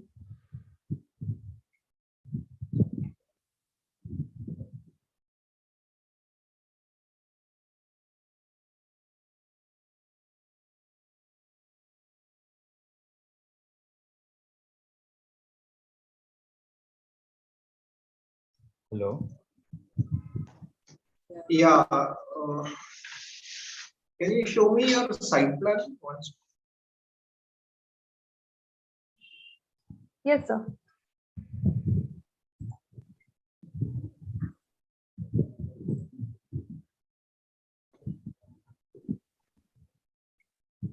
Yeah. Now I found a little disparity in your initial slides and this plan and further details. You started off well with having it a very low cost project, and people would be doing themselves the work, and it will be 1 rupee per person and all that stuff was good. But what I see here as a proposal is a very star class landscape, which is quite demanding, and it is like maybe a full-fledged star landscape content or intent rather. So that is one. Second, again the same comment which comes on and on is about the water. And what have you thought about the water and its interaction, and its basically we are just neglecting water and using it as others would have used it. So what is the sensitivity? I don't know what year guys you are in, but that is a question. If you are not aware of it, you should be aware of that sensitivity thing about understanding what is water and how to take care of that water. That is second. And third, again, I'll tell you about the design. And the design is too much hayward, like there's no single thought which binds the whole design. Like one side I have that chakra, other side I have a amphitheater, other side I have a very straight pathway with floorings, and somehow it's not cohesive. That's my comment. And the survey thing which you uh, did not, I didn't find that reflected in the design. Or if you have anything to answer on that matter as to how the survey helped you to achieve to or come to a conclusion of having this particular design, you explain it that. Yes, actually the design, it's a 3 acre site. So the thing you said, the plan about the plan. So we have tried to use low cost materials so that to keep the costing at ground. And otherwise it's just planting, it's tires, it's bamboo, it's tensile sheets, and the pre-existing buildings already exist in our sites. So about the costing, we have tried to maintain that through labor and material. The second question, sir, is the about the water. Actually, we have tried to include the water when we were doing. We did 3 case studies. Where there were 3 ghats right beside our site in close proximity, and we realized that when we are giving direct access of people to interact with River Ganga, they're using it for day-to-day activities, daily activities, immersing of idols, performing rituals, all this type of activities. So we didn't want to give any direct access to the water. In spite of that, we tried to create viewpoints and this green steps through which the root zone wastewater treatment would be done, and there are riparian vegetation. So amphibians or snakes and amphibians and reptiles, they can use this place. And there are, since this site is right beside Ganges, there are a lot of migratory birds. That for that we have tree canopies. We have proposed tree canopies at the banks of the tree. So this is about the water. And this and about the survey. So yes, we did include the survey in our design. So this excerpts which we actually couldn't read because of the time constraints, this excerpt, from this excerpts we get to know about the crime problems, the lack of playgrounds and community spaces, the history of the place and the labor. Also here are also we have included the survey in our sheet as well. And here we have tried to figure out the interactive zones, play area from the survey, from the interviews itself. So we have tried to include the survey as much as possible. Also the online survey, sir. From the online survey, we have gathered that not a lot of people were motivated to participate for funding part of the project. So from there we have figured out the problem of funding. So this is how we have actually tried to incorporate the survey in our design, because without the survey we couldn't really proceed with the design. Okay.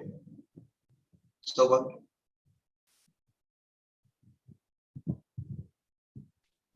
Yeah. So just because we are too tight on time, I'll just quickly put it this way that um, I really like the presentation. I liked your positive points, is the way you have talked about funding, community gardens, interactive spaces.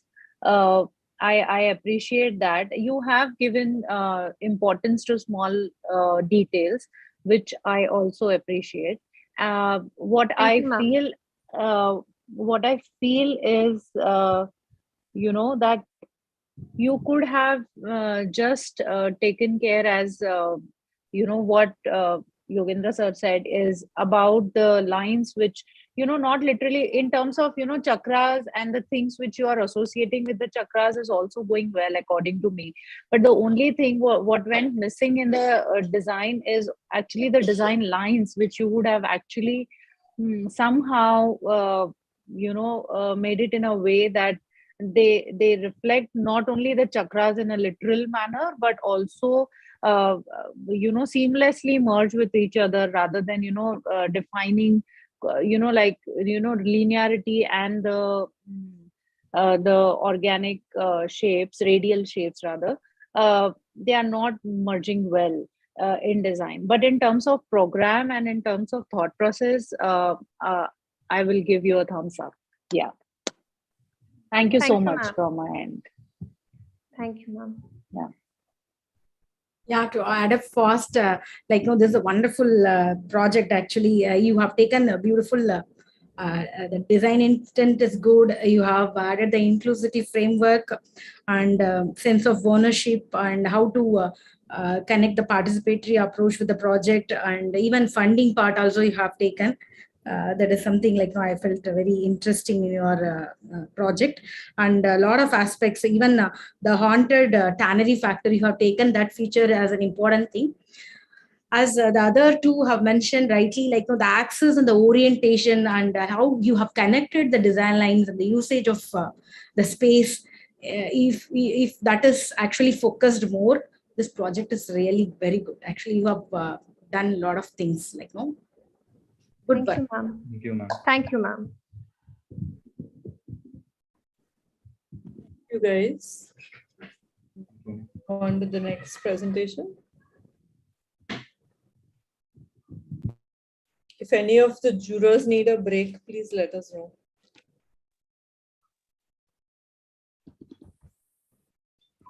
Yeah, America, next. Yeah, ma'am, I'm sharing the Yes, screen. sir. Just a minute. Moving on to MSL.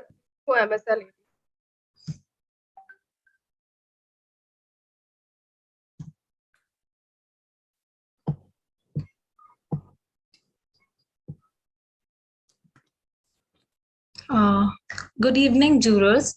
As this year we had to design a neighborhood a public space, so therefore we chose the District Court of Indore, which is in the heart of city. We have named this project the Heart of Themis. This is So a this is a huge premises with an area of 57,000 square meters, including many other civic buildings as shown on the side. Our site is surrounded with few of the major heritage buildings of the city, and hence it holds a lot of cultural importance to the localities. As you all can see on the site plan, there are 4 major garden spaces in the premises which are unoccupied, and hence decreases its work performance. Therefore, we selected this site to enhance it in all the aspects such as functionality, aesthetics, sustainability for the stakeholders who are lawyers, judges, police officers, government officials, clerks, interns, and local public. The space serves an average of 4,500 people per day, ranging from 21 to 65-year-old. So this was an overview of our site. To make a design relevant and problem solving, we did a detailed SWOT analysis. To break it down, the strength of our space is that it's located in the center of the city, which makes it accessible from everywhere. Also, the user base is confined in a group of mature adults above the age of 21 who are strictly there for work, hence maintaining the decorum.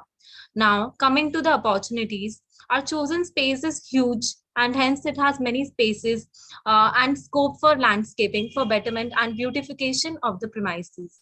Also, there are many empty spaces that are currently used as discard grounds for waste disposal, but they can be very properly utilized by redesigning them. Moving forward, we would like to highlight the weaknesses. As you can see on the screen, the parking areas on the site have been exceeded its capacity. Hence, every empty corner has been converted into parking, leaving the site very chaotic. And this also causes narrowing down of circulation pathways, leaving inadequate passages for the vehicular and pedestrian circulation. Also, as this is a court, there are ample amount of notary tables surrounding the building that fit in every nook and corner. This temporary system extremely increases the traffic on site.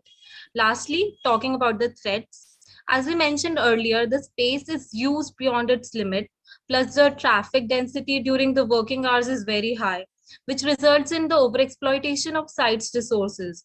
Also, the connecting main roads create a lot of noise pollution, and the site just adds to it. With this, we conclude our SWOT study. Further moving on, we would like to explain our participatory design framework in detail. We really planned the whole space in regards with the user's need and requirements. We had a very simple and direct approach for the framework with the following steps. Firstly, having one-on-one conversation with users about their daily schedule and performing a thorough study to evaluate their needs and requirements. Then conducting a survey of 15 questions to get an insight of users' needs and demands. In the present slide, you can see some of the questions asked in the survey, which gave us a clear insight of the user's essential spaces and features. Now, on the third step, which was to make a list of spaces and activities to include in our design to create a better environment for stakeholders. This information was derived from survey conducted before it. Next course of action was to identify the major stakeholders for the 4 gardens, which were situated on the different part of site. From this information, we further assigned the garden with specific activities and tasks to make most of our space. Now, the most important step of process, which was to design the whole space with solutions that are relevant to the participants' input and concerns. The design were then reviewed by the participants, marking the last phase of participatory design process. Now, to dive more into our design process, we would like to share our concept and form development. So basically, the whole design has one connecting concept that could be seen both in its features and form, and that is the Lady Justice, also known as Themis. She is the grassroots of equality in judicial system and represents strength and freedom. Therefore, we decided to derive our design inspiration from her. Furthermore, her 3 main attributes, which are the blindfold, the balance scale, and the sword, has been used as individual concepts for the 4 major garden spaces. Starting with the first element, that is the blindfold, which you can see on the leftmost side of the slide. It symbolizes the impartial and indiscriminate nature of the law. Lady Justice makes sure that no one is denied justice and hence upholds equality. So in our garden scene, we have depicted the same value, representing every majority and minority of a society with 2 circles of different sizes, whose gap has been shortened by creating a bridge because blindfold is unbiased. As you can see, this metaphor has been developed into the form of our space. Coming to our second attribute, that is the sword. It represents the power and supremacy of law. It not only makes sure that the citizens abide the law, but also symbolizes the element to punishment granted to the one who dares to violate it. To represent it, we have used the Celtic 5-fold symbol, which depicts protection and power in Celtic cultures. We have centrally placed the symbol in Garden B and developed it according to requirements and derived a form, which you can see on the slide. The last attribute is the balance scales. The Lady Justice not only weighs both the sides, but also decides the validity of a lawsuit by measuring the sides on the balance scale of justice. For Garden A, we have included the actual shape of balance scales in its form. As seen on the right side of the slide, the semicircular garden has been provided with the curved seating. Lastly, Garden D also represents balance scales, but here we have changed our approach. We have used yin yang as an inspiration, which symbolizes balance between 2 forces of life. Therefore, the plan of this space is a modified version of a yin yang. All the 3 elements of Themis hold a lot of power and symbolism. That's why we decided to name our project Hearts of Themis, as each attribute are as important as her own heart. This is how we have maintained the essence and dignity of the Lady Justice throughout our design. Starting with our first garden, that is Garden A, this is a very first space you encounter when you enter the premises. Therefore, the focus of design was to maintain a sense of authority and discipline. The concept of the space is derived from balance scale, as we mentioned earlier. According to the stakeholder survey, we found the office worker, local visitor, and car drivers of the authority. Mike.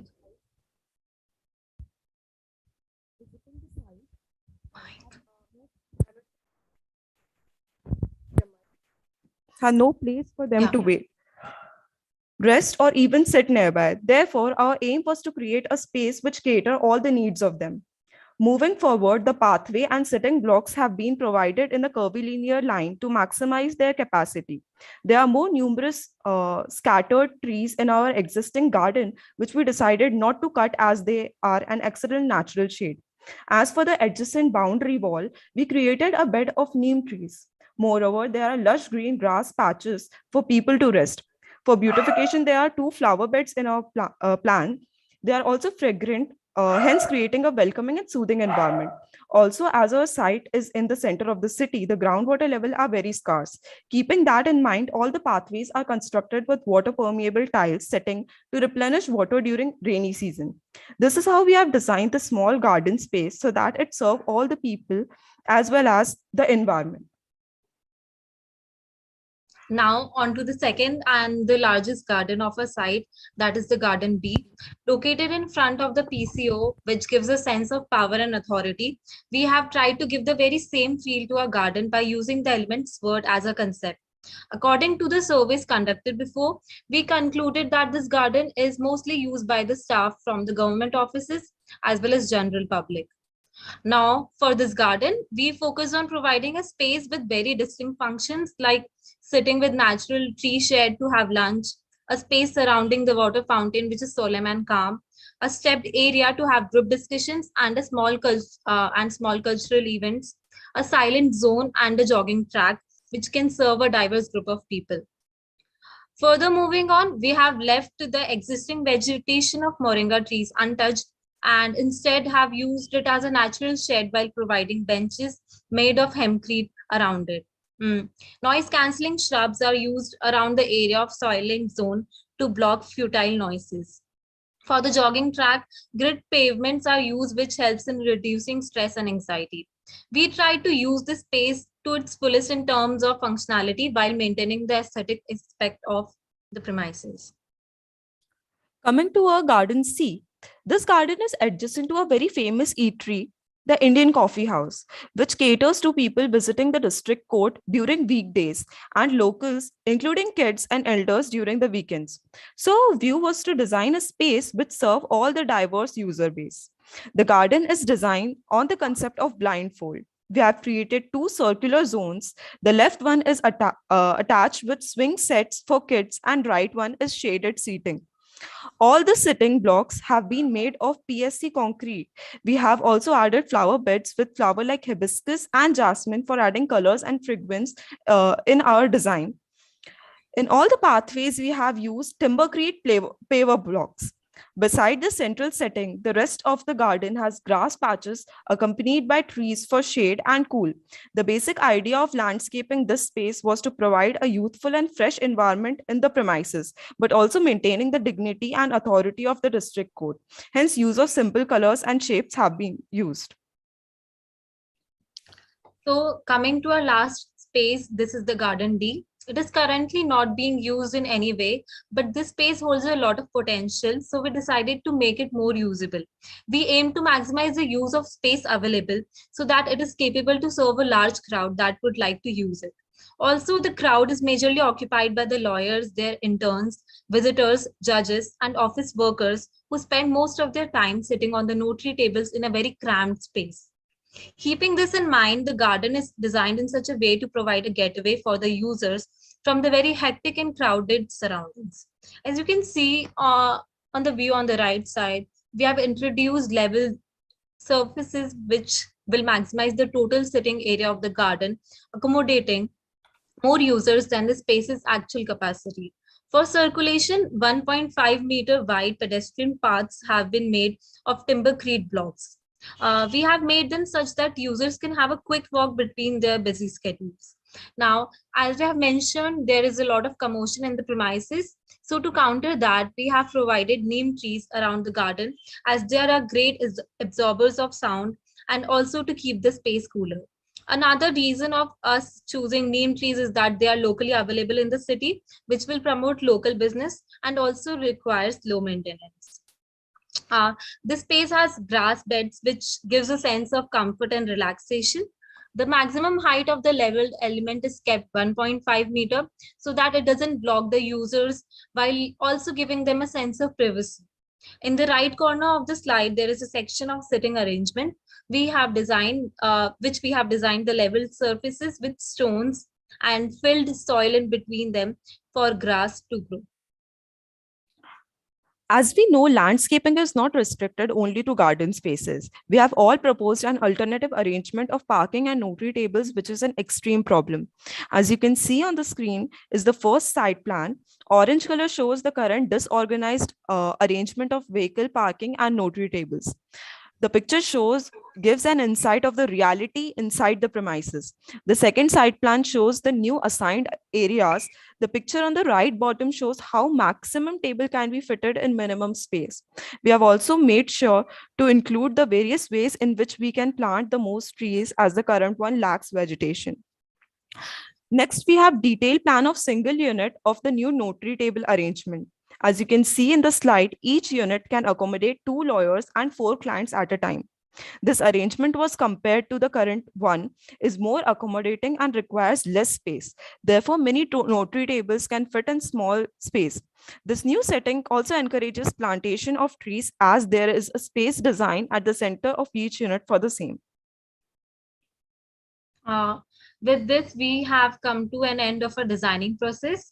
Our project is very solution oriented and focuses on the participatory framework. We would also like to present a video showcasing our planning. Just a minute.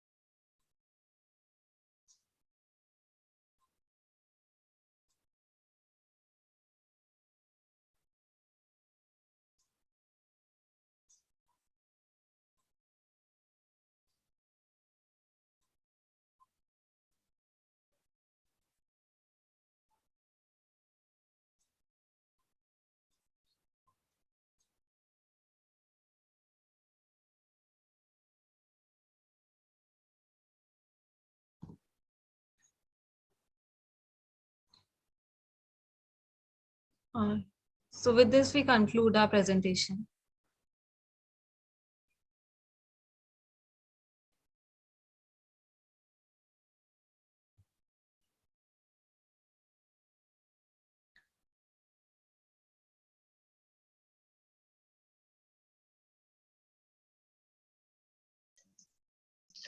Yeah,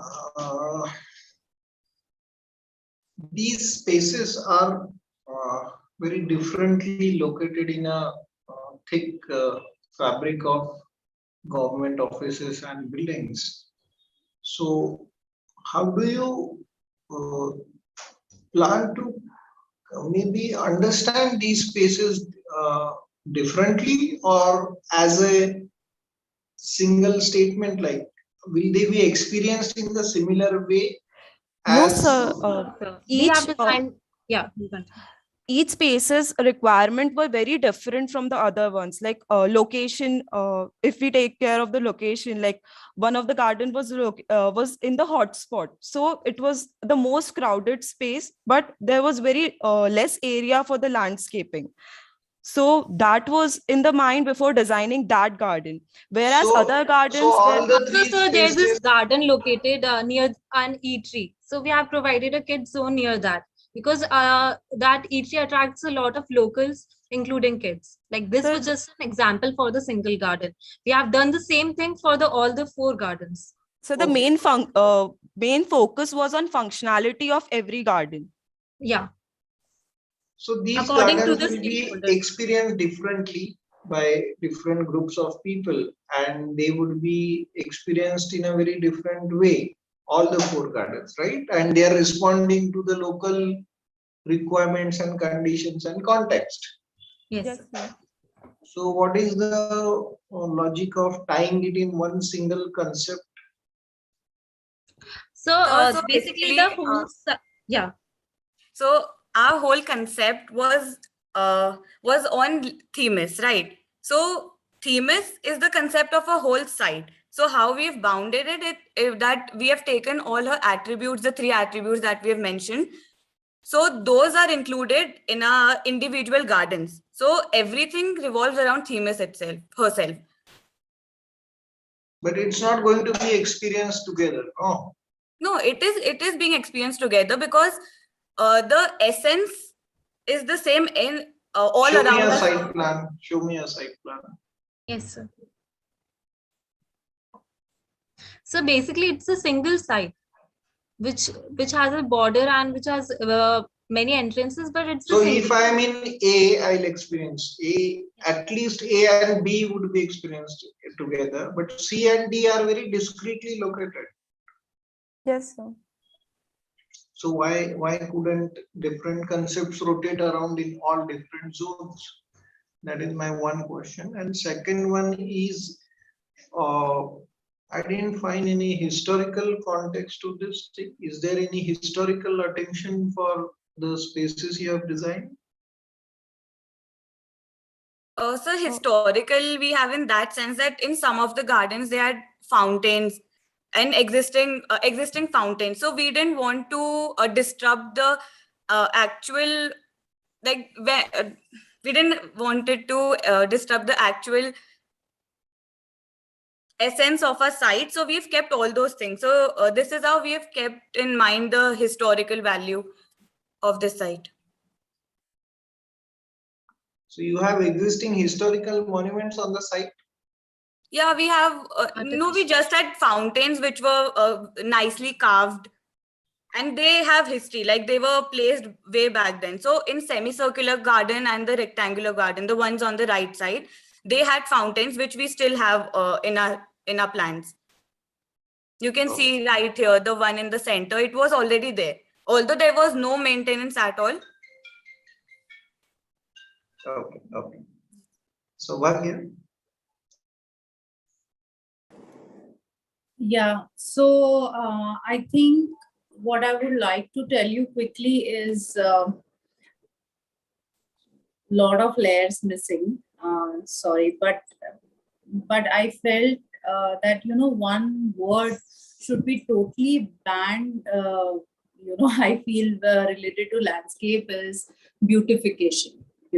So that word is something which should not be used, and I think with that word you have kind of try to implement that word exactly throughout your presentation. We thought that it would be eventually something else, but unfortunately it did not give that like a continuous design approach throughout the site. As Yogindra said, that it would have been much better that you would have taken the open spaces along with some connectors in between, which are actually then binding the green spaces. So in terms of function, yes, but I think that that beautification aspect which you were talking about is too much highlighted, and definitely a issue-based design, which can be maybe a different approach would have been much better.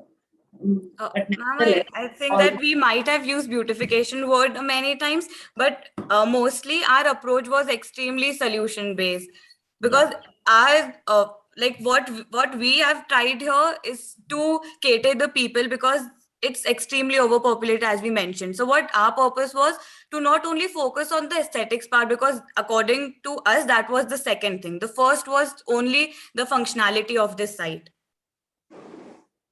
Okay, and just one last question: that is this like a this land belongs to the court or to the general public? To the court. Yes, ma'am. It's the district court site. Okay, so the complete present which you have taken, all those ABCD areas are completely in the court. Yes, ma'am. Yes, ma'am. Yes, So ma'am. why did you think that it should be taken? I mean, why did you think of this project? Ma'am, because it was really demanding a redesign. I mean, it really wanted something to make its situation better. It was really chaotic when we visited the site, and it was really chaotic. Okay, all right. Okay, that's from my end. Thank you so much. All the best. Yeah, good. The project from the concept to form development is good, and participated design also have taken well into the account. And analysis also done very well. And you also mentioned about gender space plan and other things.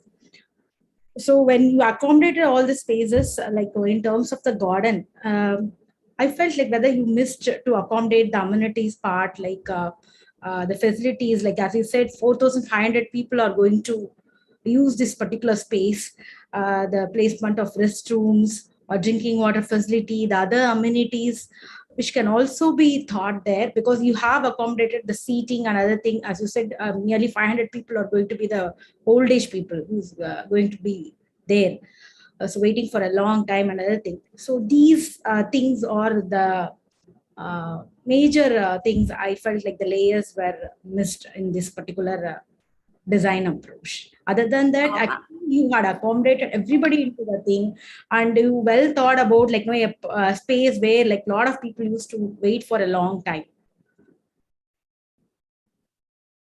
Yes, Ma'am, I would like to add that for the water cooler things, that we did research about it a bit, and every building had minimum 3 water coolers there. And about dustbins and streetlights, we did add those in our plans. Those are present. So these are the basic necessities that we thought that we should add. Okay. Thank you, ma'am.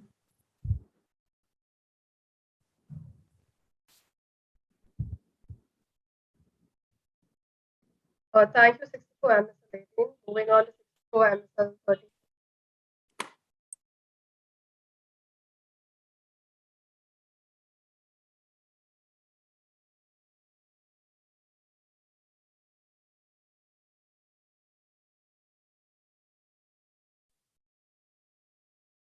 MSL 34.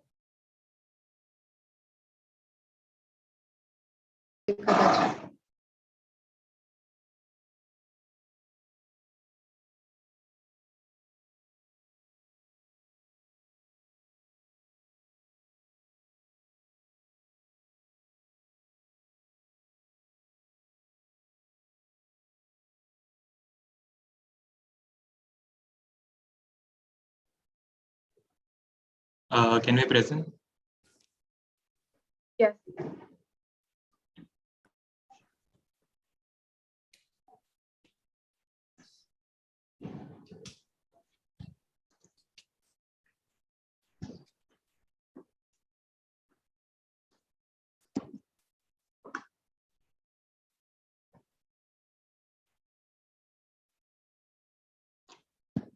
Good evening.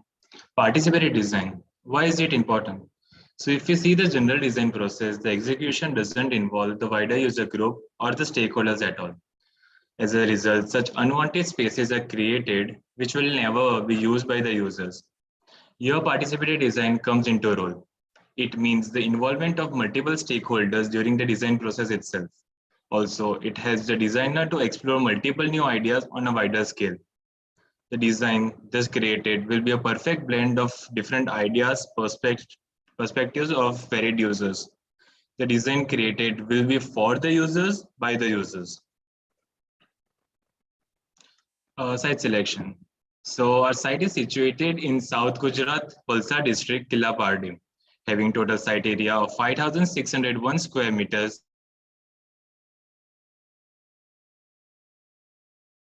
Select the site is as it has multiple stakeholders and users, majorly consisting of youth and working population, as the site is surrounded by residences and government buildings. Moving to the history, It is one of the major reasons to select the site, as the history of the site is rich. Starting from 17th century, it was a strategic hiding spot for Chhatrapati Shivaji after invading Surat. In 1745, Peshwa Bajirao started building a fort on the hill. During the British rule, the site was used as a prison to hold the freedom fighters. Post-independence, the site was used in multiple functions like police station, post office, Nagarpalika, and other government buildings. Gradually, as the town developed, the main buildings of the site started shifting to the main town. So after 2004, the site is abandoned. On the left shows the existing structures, how the nature started overtaking the fort walls and structures after the site is not in use. Moving to the analysis. If we study the microclimate of Killapadi, it is relatively cooler compared to the surrounding places, as it has water bodies on its close proximities, which increases the level of humidity. If we see the sound analysis on the site, as the site is abandoned from a long time, the sounds on current site is majorly of barking dogs, street animals, or rustling of leaves. The existing trees on the site are used by the locals on daily basis and also to make medicines. So the foliage transparency of the existing landscape on the site is around 65%. So minimum light is conveyed to the on-site ground. Stakeholder survey. A survey needed to be conducted in order to know the different users' perspectives. So what we did was we conducted a survey, more of a voting system, in which people from the neighborhood were asked to vote by sticking bindis on the option they wanted the most to be implied on the site. Few of the options were kids play area, informal gathering, meditation space, horticulture, and so on, from which voted were viewing deck as seen in the bar graph. Next is the analysis part. So here is the analysis of above survey. The underprivileged kids of surrounding vicinity has wished and voted for a shelter which can be used as an open learning platform. Government officials of nearby bank and post office voted for an outdoor co-working area. Other professionals voted for a meditation space to tranquilize their mind after a long hectic day. The food vendors, who are often seen peddling in the vicinity, suggested for a permanent setup. Also, few enthusiastic readers voted for library, and many more. So this is the final site plan we came up with. So keeping the suggestions of users in mind, we came up with this landscape intervention. This is the site plan. Here we can see that the path is designed in a way that it acts as the spine for the whole site. The contours of the site were also left untouched.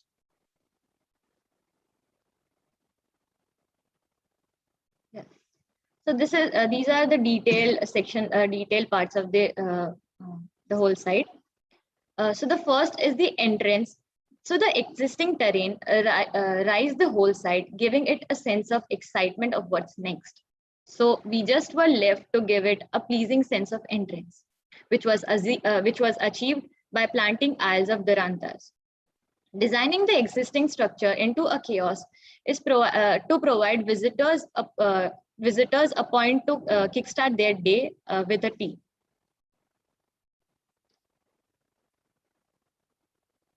The the structure here was decaying day by day, and by retaining and renovating the structure, which could be put in a use for the nearby underprivileged kids as an open learning platform that would further promote educational awareness. Next to it is a bastion which lives since the time of Peshwa. By playing with the levels of plinths, an informal seating area is designed. Respecting the daily routine of reading namaz of Muslim users, we have provided a dedicated space for praying, which is called Musalla, next to the existing dargah, next to which is a section for permaculture. By giving a dedicated space for permaculture, we wanted to ensure that the local community can grow the desired vegetables and fruit on their own. So here are the prison cells. So the prison cells built during British rules still stand erect on the site, which here is proposed to use as a library, which can hold history, culture, and current favorite publications of youth, hence giving a space of so depressing history and enlightening motive. To restore the local flora, a seed library is promoted in the existing enclosure of plinths and walls. Apart from the library, the existing contours were developed to give outdoor reading spaces. Since the water tank present is damaged, its interior is modified for meditation space. And because the space is isolated, it spoke of peace and was used for meditation space. Another requirement of an outdoor space, that is informal meeting or gathering, is catered as we have designed a co-working space on the periphery of the site. Next. Over the entire site, plants like holy basils promote relaxation to user, further making the user experiences blissful, more of a Zen-like. To the site is a lake provide mesmerizing view that fascinate the audience. To add more significance, a viewing deck is created. Beside it, a mini garden comprising of landscape elements like Miriam, plumeria, which elevate the overall experience of the user. A food kiosk is provided for different stakeholders, which create an active public space within the Kila to promote employment and awareness about the history of Kila Party. Next. To improve and strengthen the mental and physical well-being of children, play area is designed which ensures recreation as well as surveillance for parents. A flower bed of species like Tibetia orange is provided before healing garden to give a sense of comfortable space, which makes the perfect start to a dense garden ahead. As the name suggests, a healing garden helps escape hectic reality and calms the state of mind, putting one in trance. Walking pathway beside complements the garden. The individuals who want to revive from day-to-day issues to put a focus on themselves can have a private sitting space for privacy. Thank you. We also like to show a video.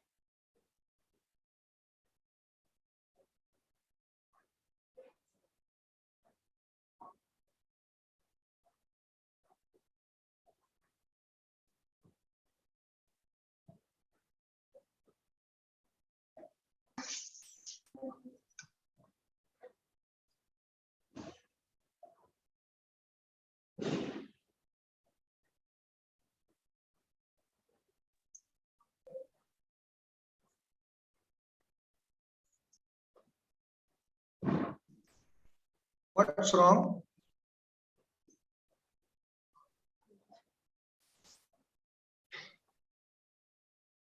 Hello.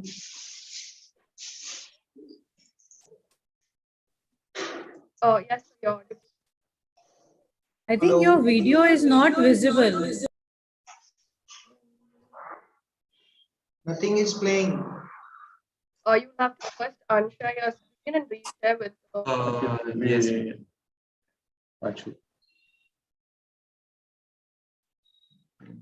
Is it visible, ma'am? Yes. Now it's okay.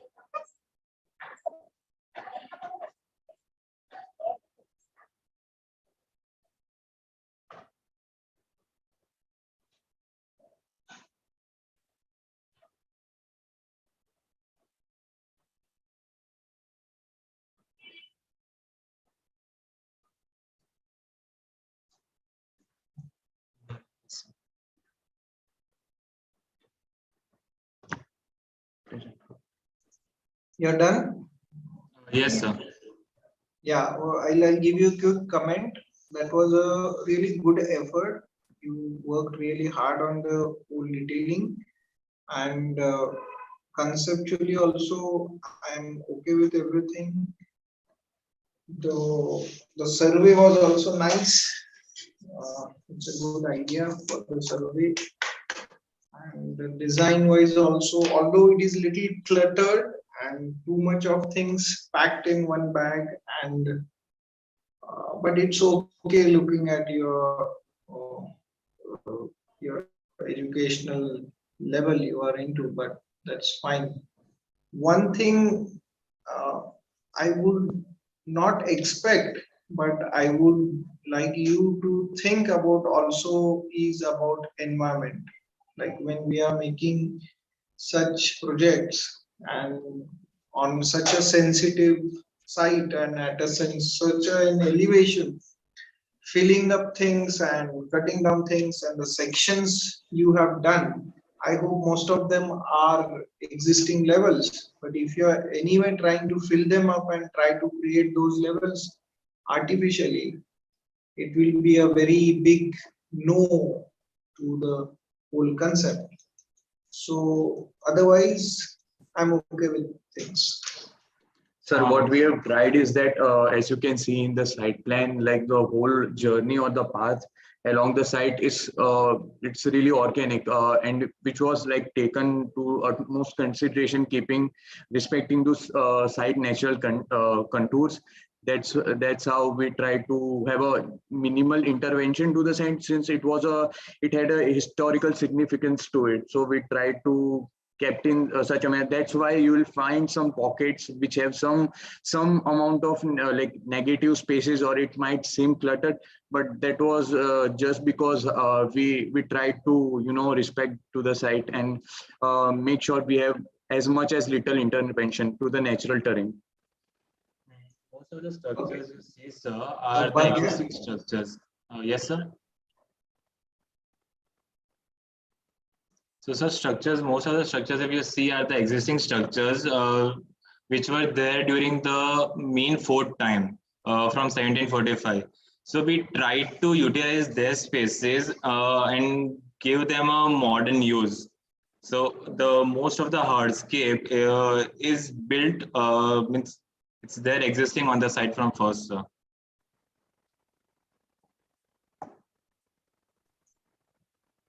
Okay. And sir, also the pathways were created following the natural terrain of the land. So it's mini hill types. So starting from the site entrance, it elevates to the center, and it's also at the end it degrades. So the pathway follows the natural contour pattern, the terrain. So. Okay, answer one last thing in one word. Okay, Yes, your sir. design put up on that side, for a user, would it be a shock or a merging kind of thing? So a merging kind of thing, Do you cause think this More of whole an exciting thing. experience, sir. Yeah. So the experiential quality of the site be created in such a way that each and every users can be catered. So from the nearest slum kids to No, I'm saying, will it be a shock to see a very modernistic design in that historical precincts, or will it merge with that old age feeling of moving into old killa and then gently putting landscape into that? So what we did was like it definitely had some historical significance to it. So we wanted to create a narrative where people could actually engage themselves with the build which was actually existing there. So the untold stories of that place, because it was just not one one historical significant thing that might have happened. It was like juxtaposed over years, and since it had a multiple histories to it, multiple activities by multiple user will add definitely more meaning to it, and then people will actually start to recognize it. So it's more like once people engage themselves in that activity, they'll start to create a bond. So eventually it will people will start start creating a belonging to the place. So it will take place, but over the time people will start creating their own narrative with the places. So this is an old and vintage structure, but just with new vision and new purpose. Okay, Saubhagya. I think that is good approach, good thought process. I think only one point I want to highlight, not only to you but many people who are present today, that we really need to think about these food court concept. Maybe that's not the way we should look at. We can have our own way of looking at. I don't mind giving a like a place where you are making our food available, right? But the way I think it's time for us to really think on how we need to do it, particularly in a present like this where you don't want really a lot of chaos happening there. So it can be thought differently. And that because the way you think for particularly food courts really also impact the activity around it and the behavior pattern of people around it. So that is the only point which I feel that you can think of more creative way of presenting those things. Rest, I feel it's good. Graphically, I think you just missed on showing the contours in your plans, which you could have incorporated. Rest, I feel good. All the best. Thank you. And also the food courts, ma'am. So if you see the immediate users of the site on the outer periphery, ma'am, between the lake and the site, so there are existing food vendors here. So they are not stable because government, yeah. So on the basis of legal issues, so we try to provide them a space so they can have a stable living. So there is a near slum. So all the vendors live there, but the economy is not stable. Their income is not stable. So we try to provide a space dedicated for them. Okay. All right. Thanks.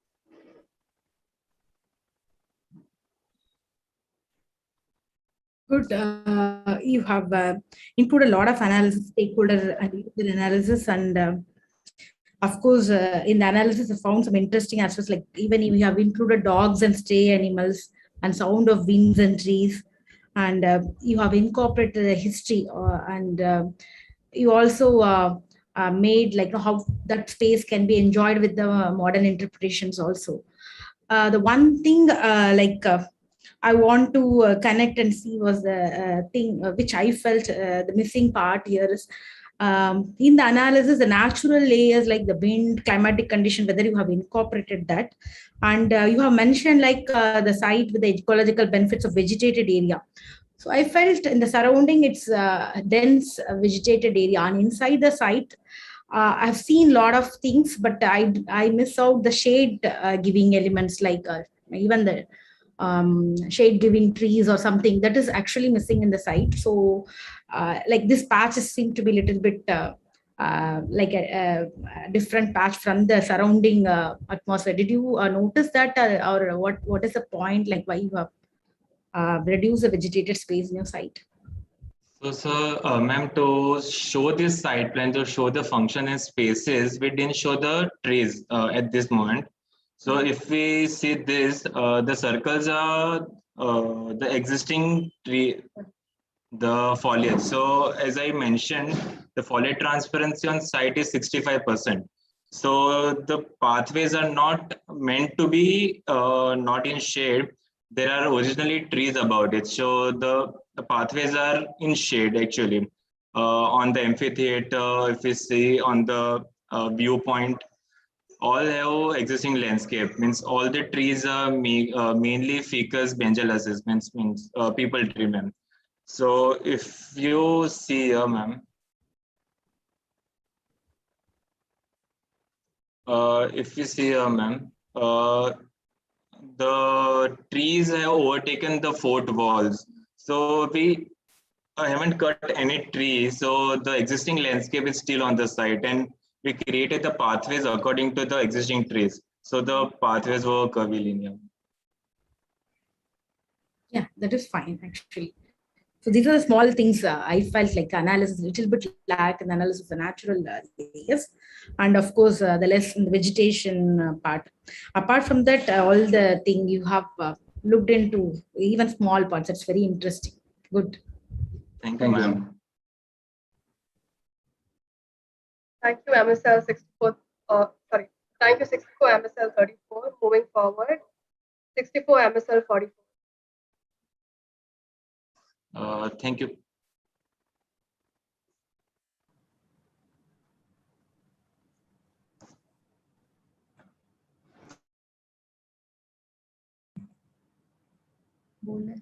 Ma'am, shall we present? Go ahead.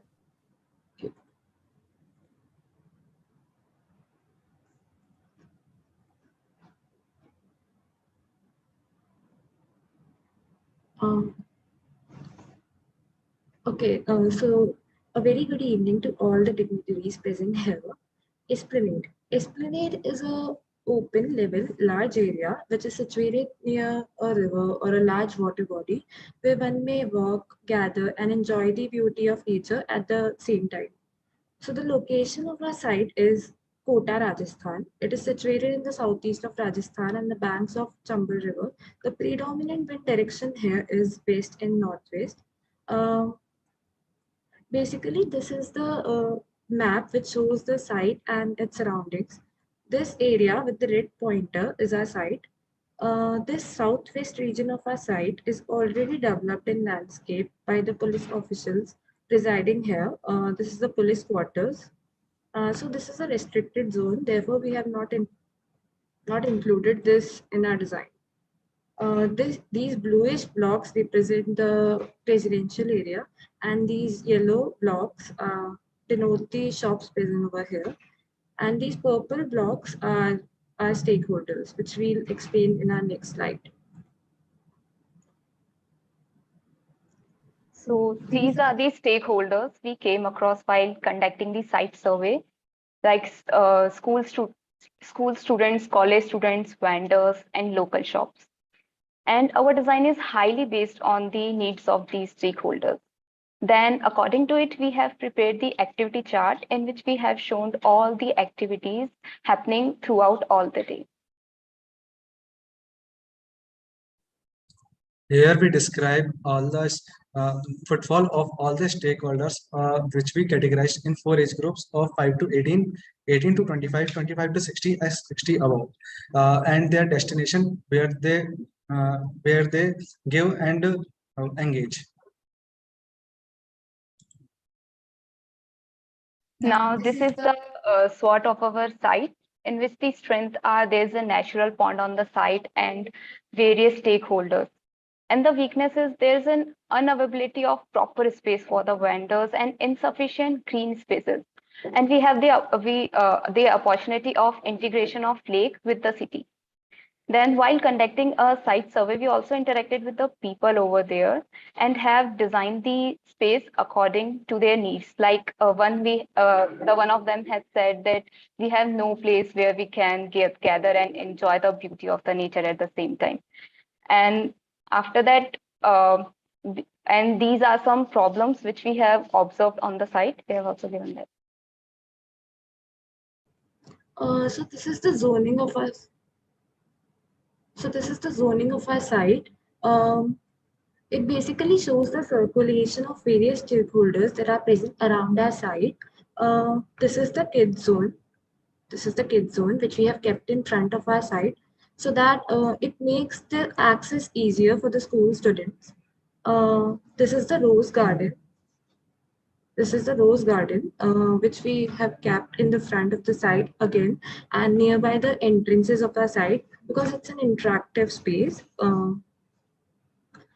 We have kept yoga and meditation area and gym area in the backwards of our site so that it receives the minimum noise pollution and the environment remains clutter free. Moreover, the person present over here, yoga meditation area, would always see a reflection of sun in this pond, and the winds coming from west and northwest before coming to the yoga and meditation area would come to this pond and become cool.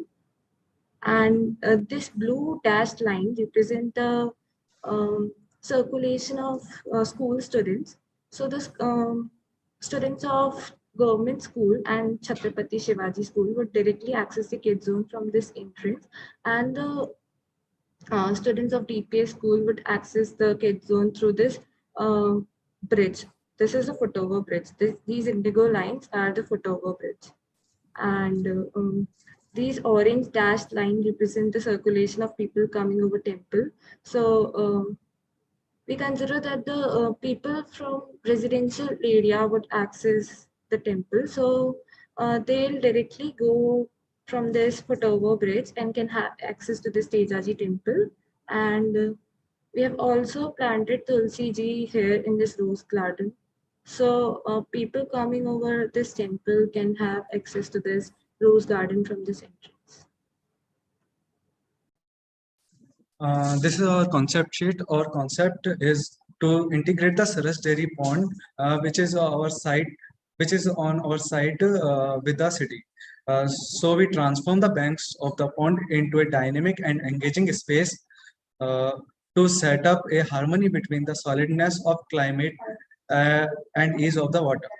We provided pedestrian pathways that can offer numerous exercises of social affairs and resting plan according to the needs of all the stakeholders. Uh, this is our site plan. In this, firstly, we designed the bicycle lane and pedestrian pathway on the roadside, which is segregated by the centrally located sitting and vegetation area, which runs towards the periphery of the site. There are three gates by which all the stakeholders can access the site, which are second, third, and fourth in number. When one can access the site from the gate number 2, he will see a staircase in front of him, and there are 2 ramps on both of the sides of the staircase, followed by a flowering bed. This leads to the low leveled paved area. Now the paved area is divided in 2 pathways. Left pathway leads the user to the rose garden. The rose garden consists of 5 gazebos and tulsi plant in between of them, which is used as a hangout and religious mainly by the youngsters and old age persons. Now the left pathway leads the user to the peacock garden, which gives a sense of fragrance to the user.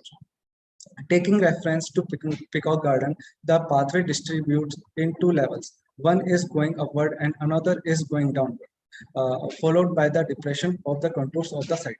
The above one leads the user to the arch-shaped foot over bridge.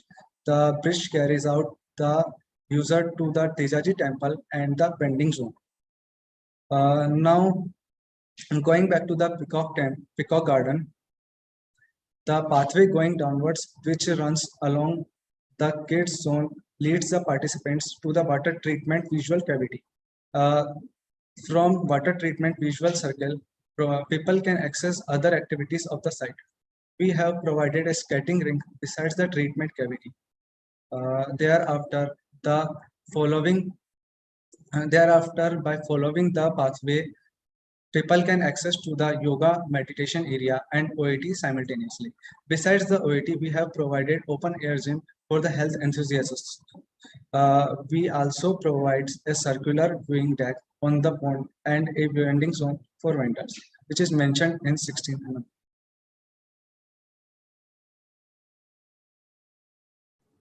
So this view shows the main entrance of our site. We tried to create a transition zone for a user by the means of this wooden pergola, and a person passing through this wooden pergola would experience a beauty of dense vegetation, and through the perforations of this wooden pergola. Further leading into the site, there's a staircase here, and there's a ramp on either side of the staircase leading to a lower level paved area. Now, the next we designed a cycle lane and a pedestrian pathway running across the periphery of the site. These two are divided by the planter sitting in between, containing the shrubs like Pecario, Ephobia, and Conchara. And in the render, we can see the red flower trees are Bougainvillea, and the other given are like Gulmohar, Tendu, and Babu.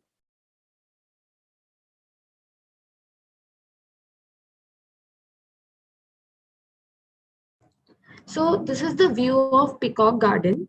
This is where the path bifurcates into 2 paths. The upper one leading to this footover bridge. The person going over to this footover bridge would experience a complete and unobstructed view of our site. And the second one continues to be a jogging track on the lower level.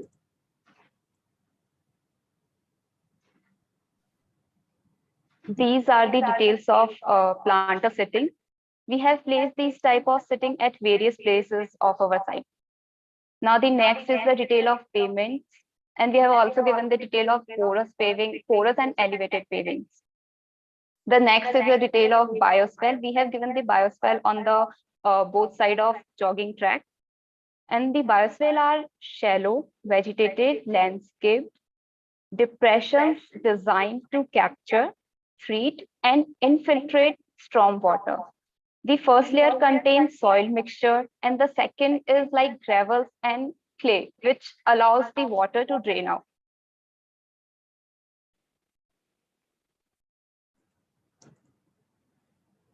So these are the trees, herbs, and shrubs we have used in our design. This is how we have analyzed our data. So this first column shows the images of flower of the particular tree, herb, or shrub, and this second column shows the image of leaves of that particular plant. This third column shows the image of fruit that that plant bears. So accordingly, we analyzed each and every plant on the basis of the flowering season and the time of leaf fall.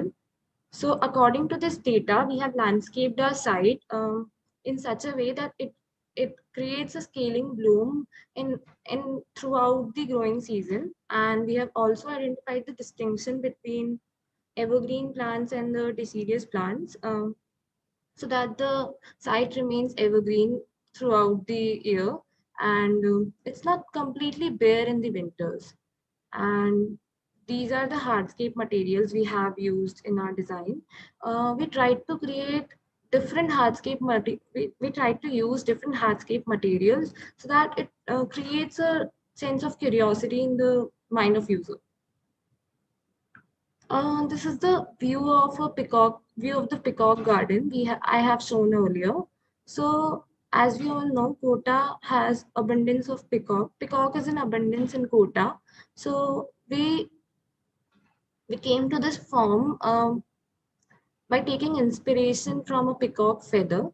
A peacock feather has a concentrated dark blue and brown color in center. So in the same way, we have this landscape part in center, and the bridge goes all around this landscape part. And the landscaping in this has been done according to the data we analyzed. It will have a scaling bloom throughout the year. Around June, all these plants will bloom the flowers. So this is how it will look around June. These yellow flowers are wild sunflower. These purple flowers are panchfuli, and these white flowers are safed dhatura, and these pink flowers are satha.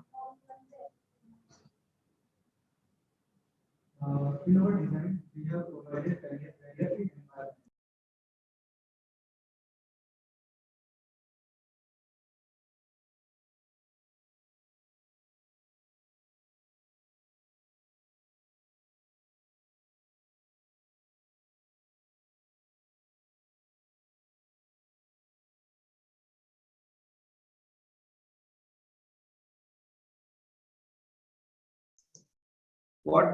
What's wrong? Nobody is audible. We can't hear anybody.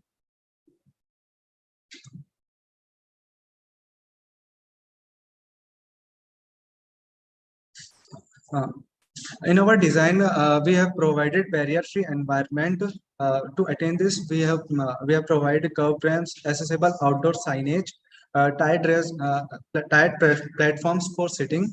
We have to make sure the plant height according to the individuals with reach limitations, and we also provided jogging pathways for visually impaired individuals. To attain this, we have provided roughly textured edges as textural guide, especially at turns in pathways, and also provided uh, contrasting lane as a visual guide.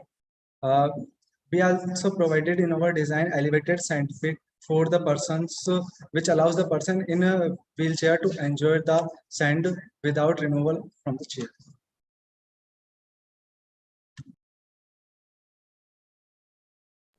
So these are the designs we have, these are the activities we have included in our design. Elders can come here and can hang out. We have planted Tulsi ji here, and there are gazebo seatings, and people may come over here and walk. So this is the view of the rose garden.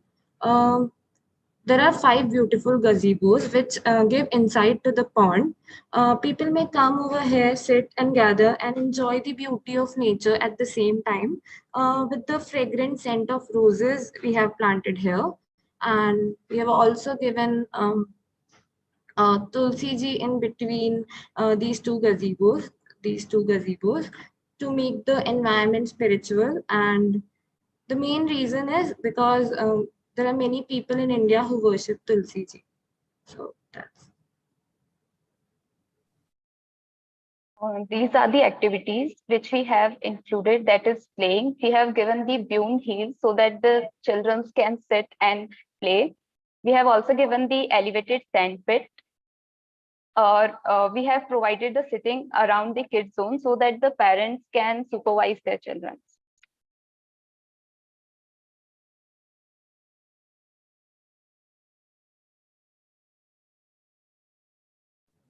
So our basic aim was to rejuvenate and give impactful analysis to the area, so that people get impacted on the basis of health. It would rejuvenate the area in this era of increasing urbanization, and it would impact the people's health. It would revive the ecology of the area, and it also will improve the health conditions of the people, as there were many people in the survey who were who had who had health problems and um, um, did not have the landscaped areas around, so they could run or they could do outdoor activities as prescribed. So this was our basic aim. Thank you.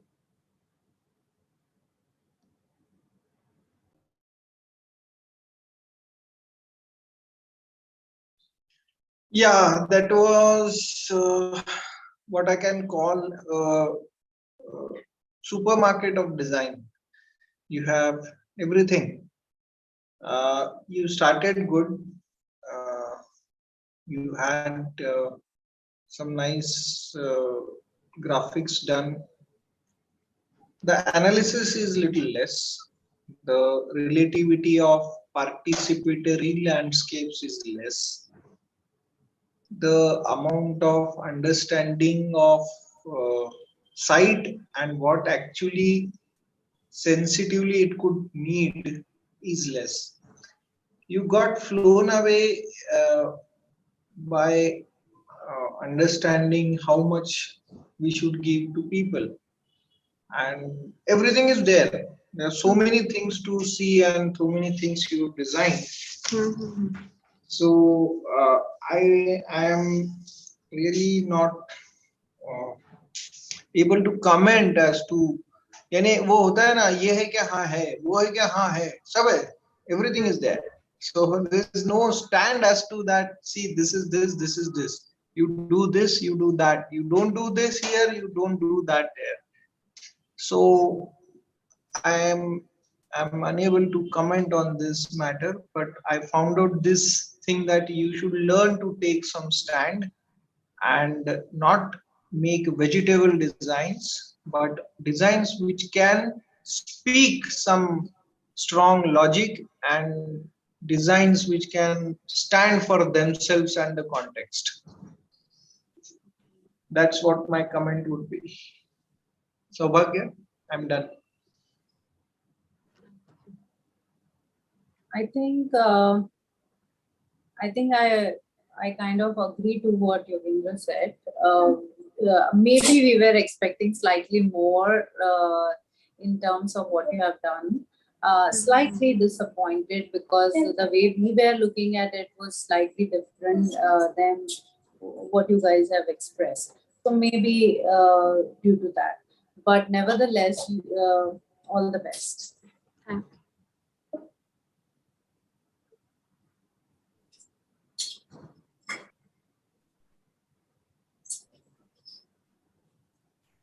So good that you have taken design intent with the to accommodate so many people here, but the analysis part is lacking. So that's where it is not connected properly. But you are bringing so many things, but that is not connected with the context. So that is the one thing I felt like that was mismatch here. Okay, ma'am. Thank you. Thank you, MSL 44. Moving forward, for MSL 46. Stop sharing. Hello, ma'am. Yes, sure. Okay, can we share our screen? Yes.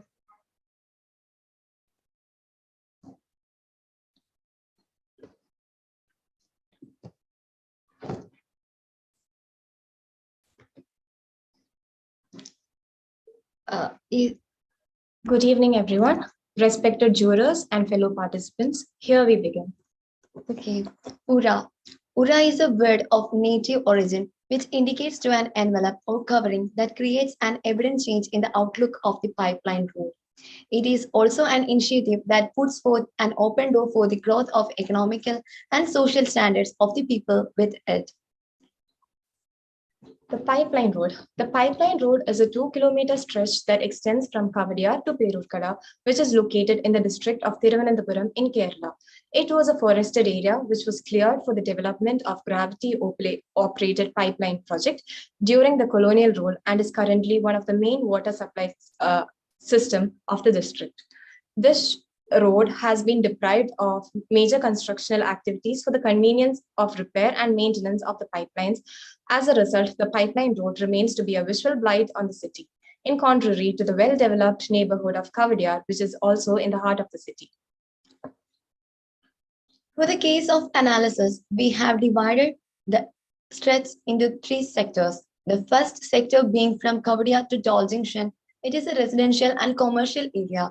At present, this space is used as a parking area and the buildings situated here are in close proximity to the road. The second sector is a 630-meter stretch that extends from the Toll Junction to the Ambalamuk Junction. The stakeholders identified here were employees of a UNICEF-affiliated organization who preferred working outdoors under natural shading.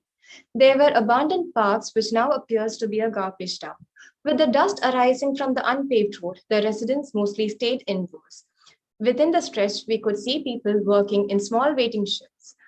As we reach the Ambalamuk Junction, we can see street vendors carrying out their small-scale businesses in undefined areas and mostly were in the footpath of the main road. Then there is a waste treatment plant which only serves as a collection point currently. The final sector stretches from Ambalamuk to Perurkada. This sector comprises of educational and religious institutions and is a region where vehicular circulation is more compared to other sectors. Pedestrians users here mainly include students and parishioners. Earlier, this region was known for its sports activities, which has vanished over time. The unused pipes are left out in the open and are abandoned. This end of the pipeline road is the Perurkada Junction, which is a major political hub in Thiruvananthapuram. This node also comprises 2 colleges and a school.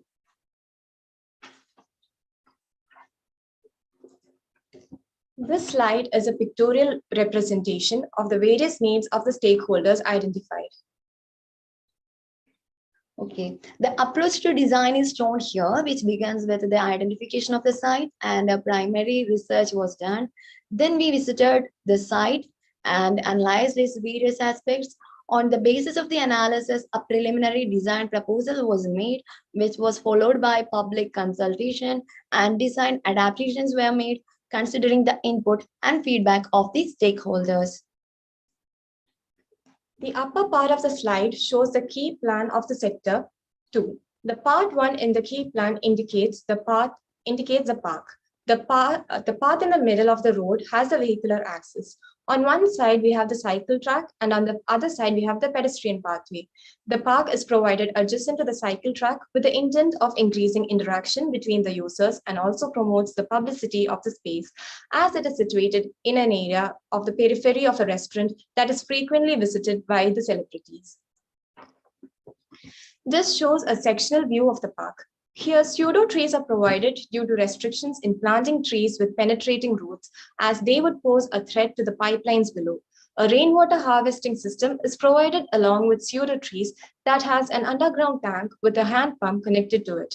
The seating is provided beneath the shade of pseudo trees such that its pattern has visual access to everyone in the area. Okay. The part A, the activities carried out in the region are agriculture, a workspace for freelancers, and a gathering area for the residents. The agricultural area is given with the intent of engaging residents in outdoor activities. The workspace provided for freelancers are made from the residues of the pipes. The seating arrangements in the residential gathering space encourages participation level in meetings and in discussions. The part C in design shows a food spot in the sector, which is provided to make a space more active and lively. Gazebo has been erected nearby the food truck and serves as the dining space. Initially, there were many rocks nearby the area and it becomes a seating area inside the gazebo. The solar panel situated above the gazebo generates the power for it. The jasminoids here act as a visual screen to the people inside the gazebo. It is located at the end of Sector 2. The pedestrian path is divided by the cycling lane provided in between. The vehicular access is restricted considering the crowd conditions of the market. These are the structures that are provided to cater to their needs of the vendors and has storage inside them.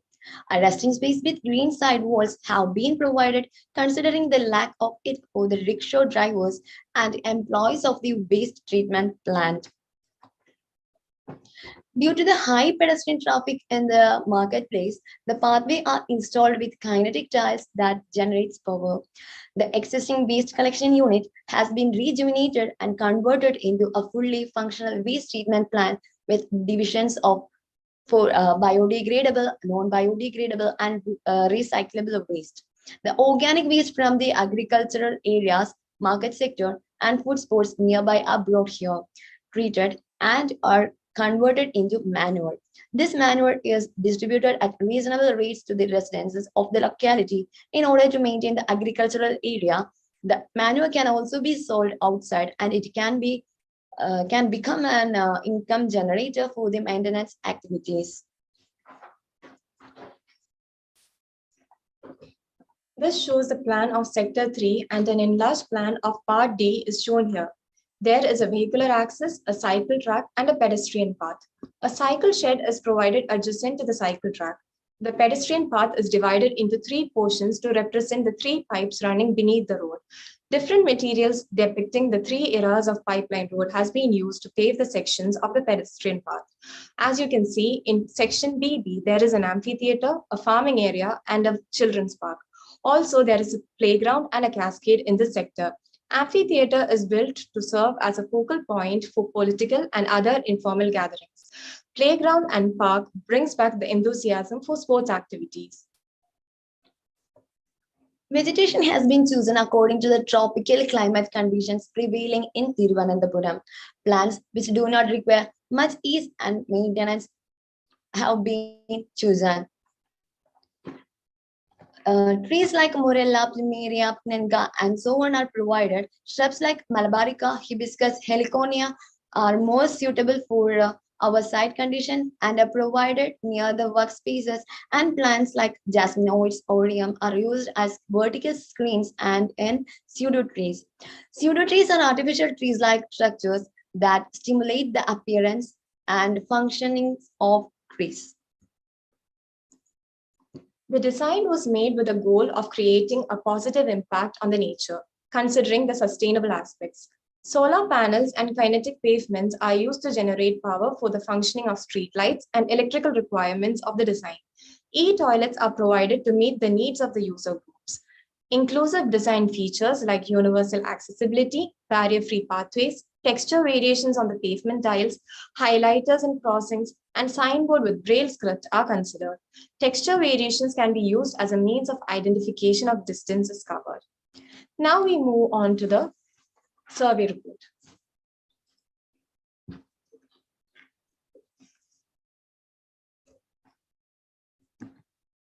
Okay. This slide shows the comparative study of our site with Thiruvananthapuram city.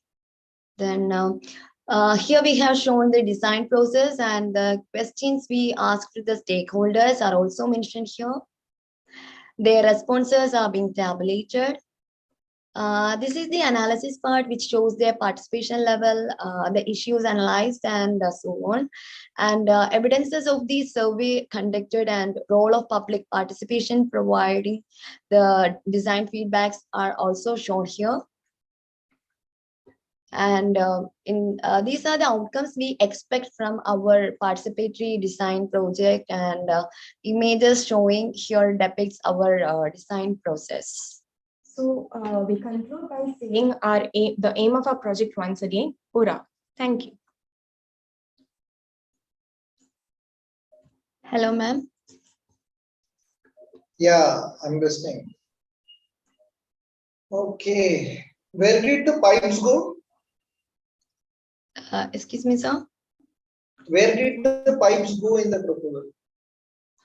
So the pipes are running underneath the path. So why did you put them in your analysis? Actually, the road, the pipeline road has a history. It was once a area covered with forest, and then it was used for installing the pipelines. And now the stretch of land, we cannot plant anything or do any constructional reformations over there, major constructional reformations over there, because the pipelines run underneath the path. Yeah, obviously it's a road and you cannot do any construction on a road. That is a common sense, but I didn't find any context of those pipes in your design. Your graphics of the proposal are good. Your presentation techniques are good. Your talking is good. Your design is good, but it is lacking the context. It is lacking the belongingness to the specific site, and it is also lacking the analysis part of it.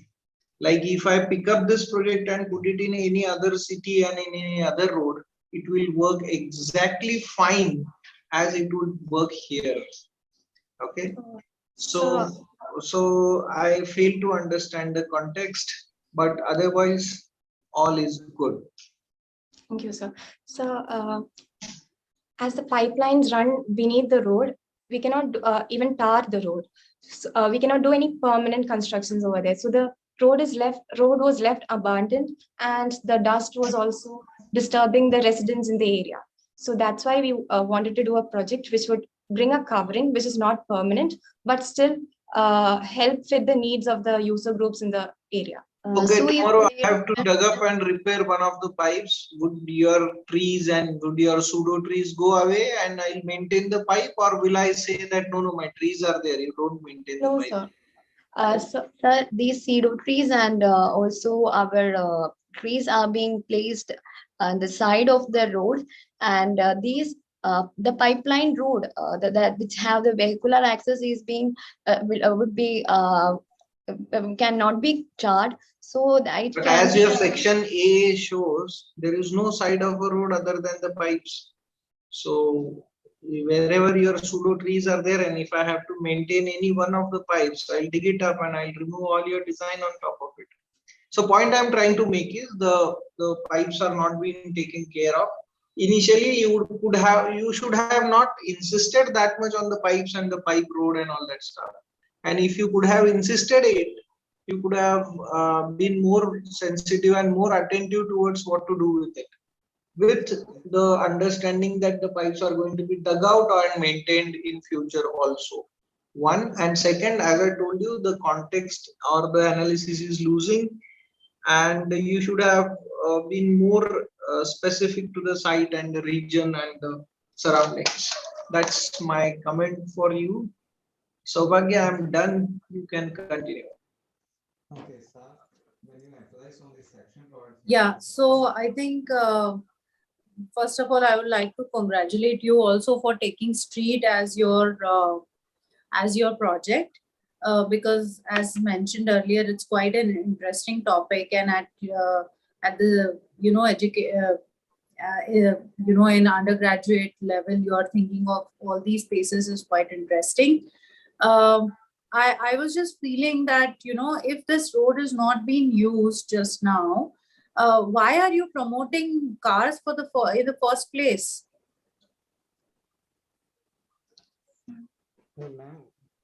Can it be uh,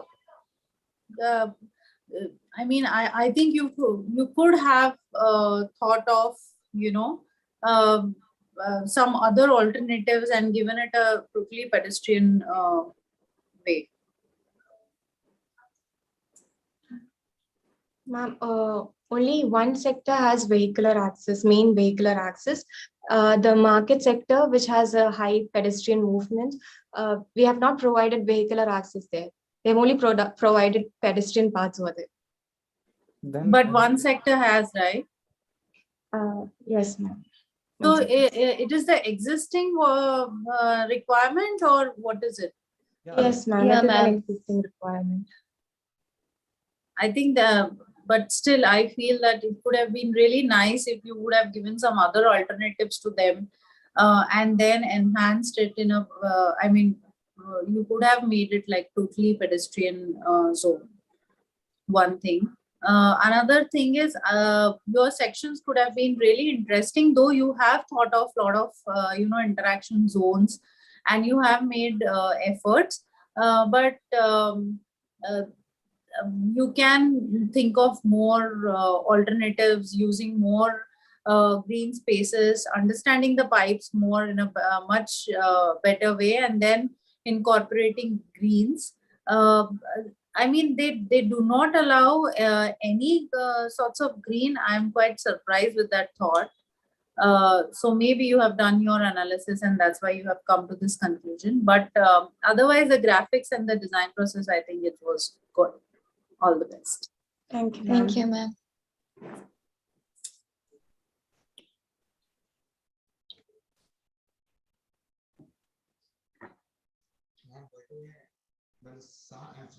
First of all, I would like to congratulate the team for doing a good analysis, and study is really wonderful. Like you have chosen a project where the streetscape which is left abandoned, and it was a main thing that is connecting the Arvikara Dam. And you have taken a lot of things into the study. The study part is really very good, and even the program you have worked for this thing, like how it has to be taken, or what's the analysis you have included there, is very interesting. As Bilal told, the important thing what that was missing was the study. Everything was there, but the context is not reflected in the design. So when it comes to Kerala and the region where you address, the connectivity, so the context is not reflected in the design actually. And the green layer is completely missing. So you told there was a vast biodiversity in the region and it was removed, and a small greenish area has to be accommodated in the thing. So that is a major thing that was missing in this design. Okay, thank you, ma'am. To think a lot on this project. It's very interesting. Nice. Okay, thank you, ma'am. Thank you for MSL 46. Moving on to 64 MSL 50.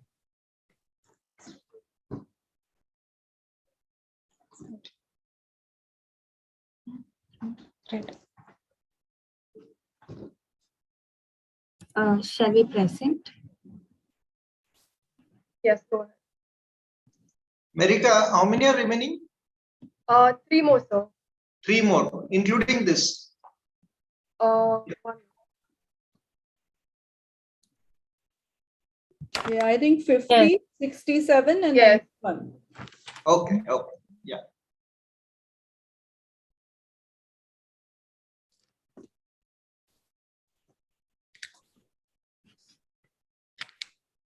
Good evening, madam and sir.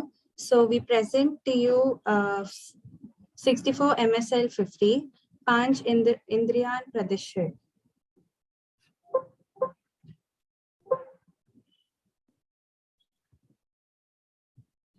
So coming to the introduction, open spaces create a huge impact in the surrounding neighborhood. They are either organically formed with repeated use or planned and created. The open pockets help in maintaining the ecological balance and also provide recreational, cultural, and communal opportunities to interact daily and occasionally. In metropolitan cities, an open pocket creates a huge impact in the neighboring surroundings. Then coming to the design theme, we have chose to develop a landscape around a lake. So the reason why we did is in India,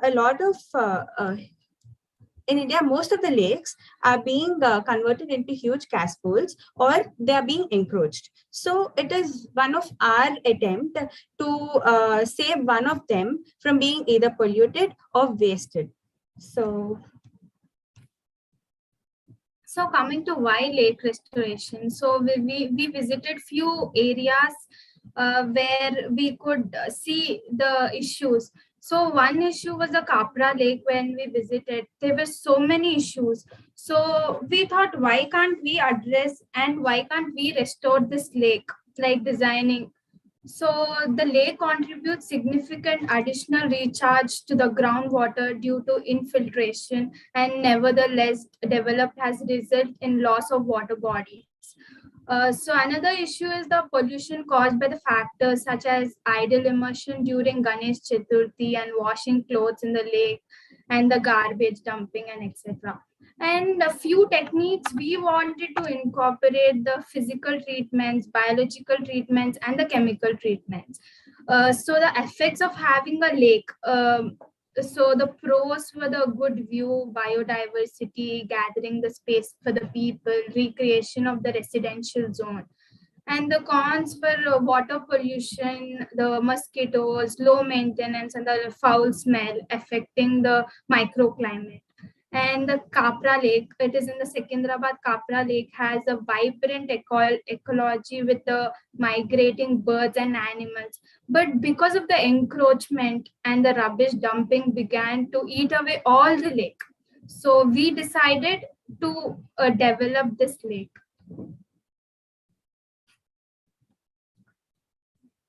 So coming to this site, it is located in the Telangana state in the Hyderabad city in the Rangareddy district. So the lake is a natural lake which has a surface area of 43.6 acres, and the source of water is natural water catchment runoff and link with the link of chain with the other nearby lakes. And the area Kapra is rapidly developing residential area, and it is to the northeast of the Hyderabad city. So coming to the site surroundings and neighborhood context.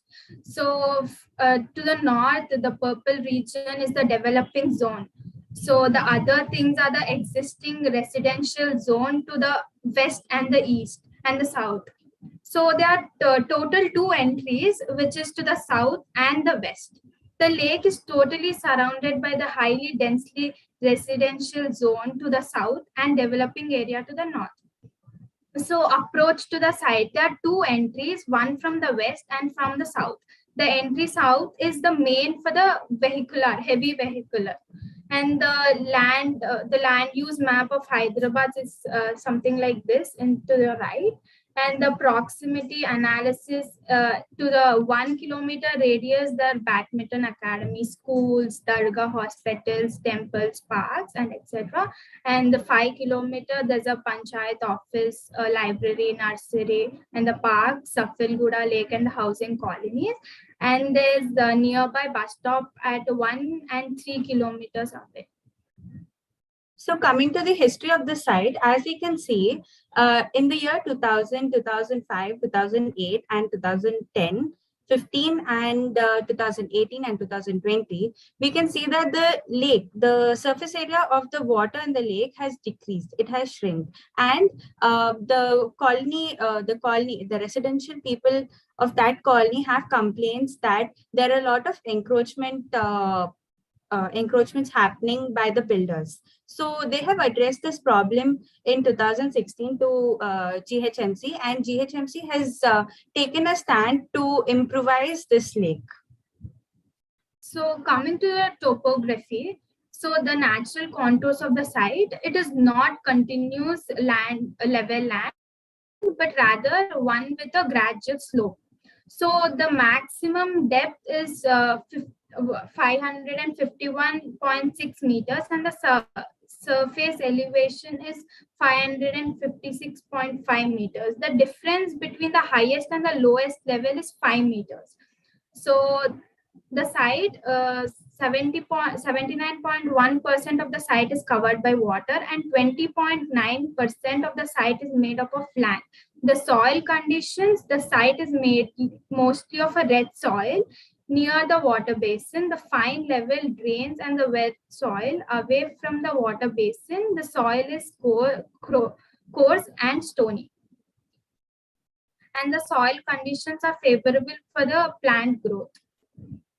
So coming to the linkage of the lakes, the Kapra Lake is linked with the nearby lakes, and the primary inlet is from the Balaji Nagar Lake, and its primary outlet is to the Nagaram Chervu and Yandibai Kunda. So there were few issues regarding this linkage. Because of this linkage, there was a flooding happened in 2016 where the water from the Balaji Nagar Lake flowed, like because of the overflow, it flowed into the Kapra Lake during the monsoon season, and the Kapra colony were flooded with this water. And due to this, that was mainly caused because of the choking of the inlet.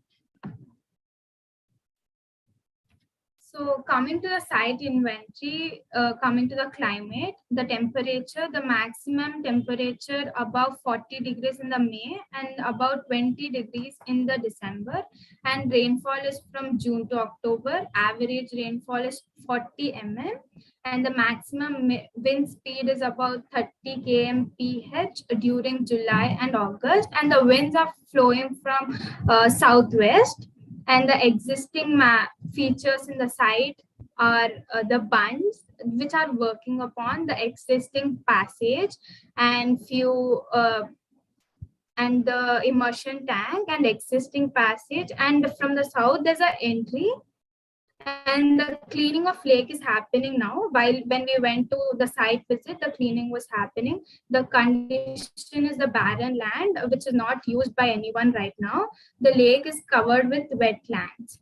So the existing flora is the water hydrant and the sago pond weeds.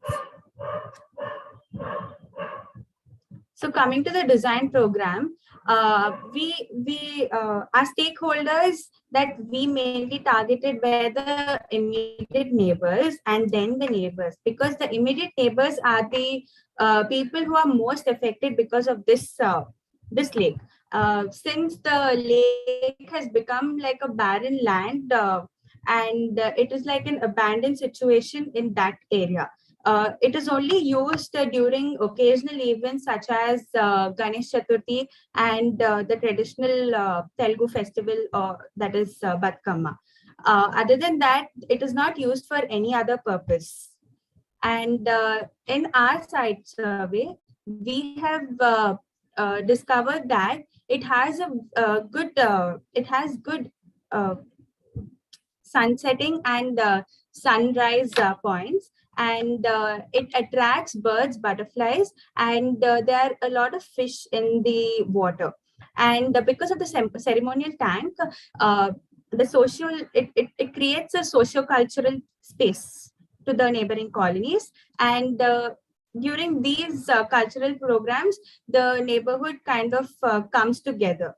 And coming to the negative aspects, it has become a barren land, and it's leading to a lot of mosquito breeding and encroachment and low maintenance.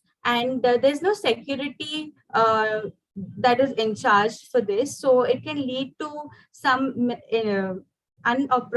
inappropriate actions too. So coming to the visual of the site, the topmost pics are from the existing man-made features and the view from the site and the wetlands in the site. So the SWOT analysis is the strength, the visibility of the abutting road attracts the visitors to come see. So the weakness is the pollution, low maintenance and all. The opportunities is a good view and gathering space can be created for everyone. The threat, the over flooding due to the chain linkage of the lake. So the space area program, the total site is 89.8 acres and the surface area of the lake is 44.5 acres and the proposed area is 45.4 acres. The proposed sites are the existing tank, the proposed STP, the cultural zone and the toddlers play area parks and the cafe seating and boating deck, artificial islands, butterfly garden, workout zones, park, and peripheral green strip and the green pockets and the parking. So the land use mainly we focused on the surface area of the lake, then the STP. Then the proposed spaces and the circulation, and we reduce the parking because of the pollution. Coming to the concept, the reason why we have named our landscape garden as Panchandriya Parishad is because it evokes all the five senses of the human. And we wanted this to happen because senses form connections and that results to movements. So they create a strong connection between the past and the present and the future, and they help us to make choices at that moment. So whenever you kind of visually see or smell or hear anything, we try to react at that movement. So we wanted to celebrate those movements.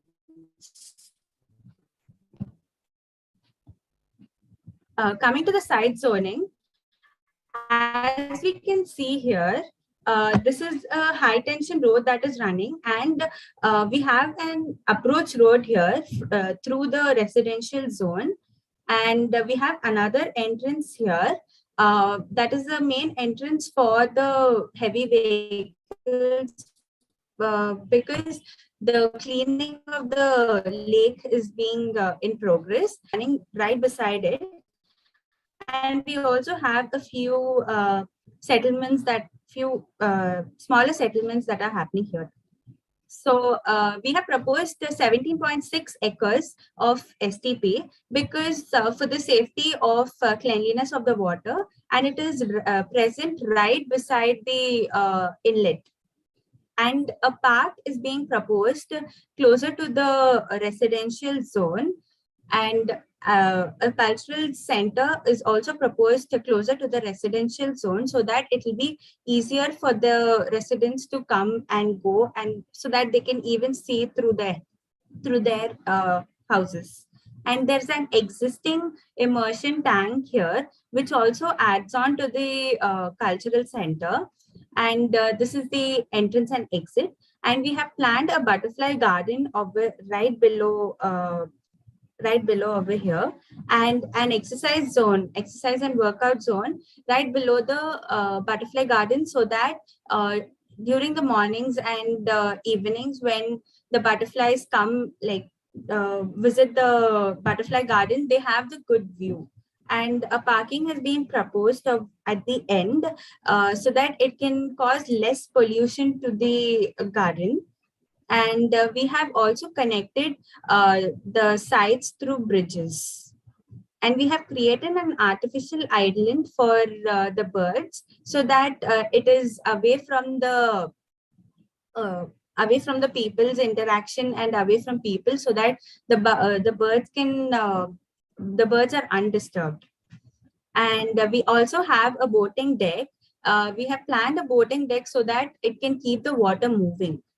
And this corner is allocated for cave and outdoor seating, as this is developing still. And usually we found out that these people are away, a little bit away, so there would be more of visitors.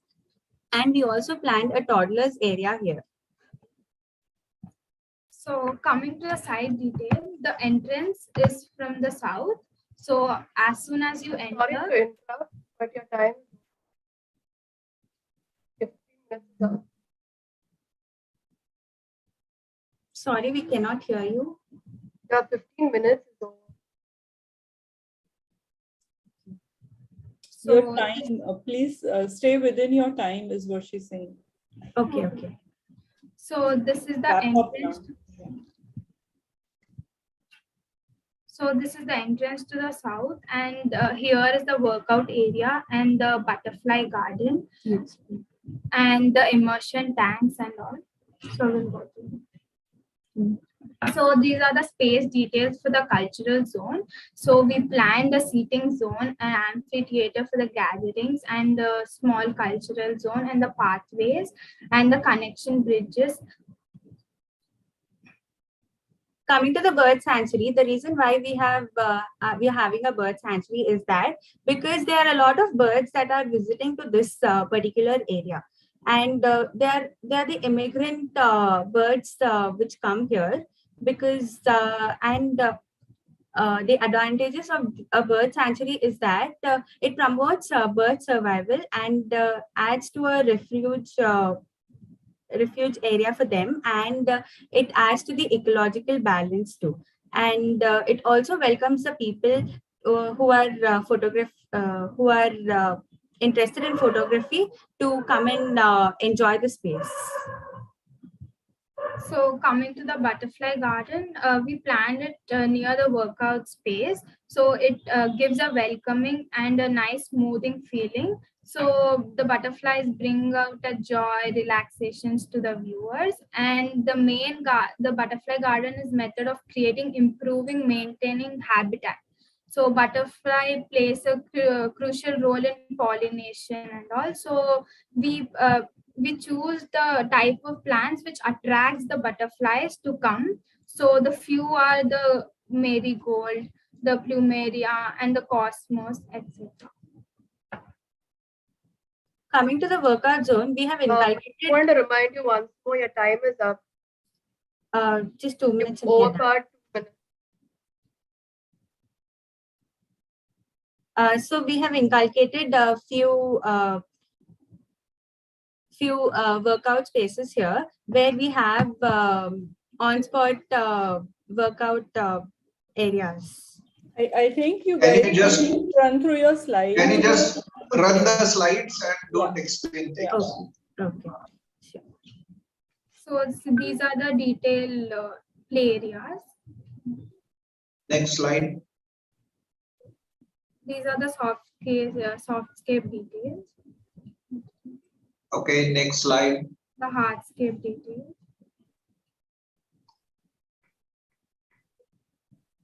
Okay, next slide. This is the side views.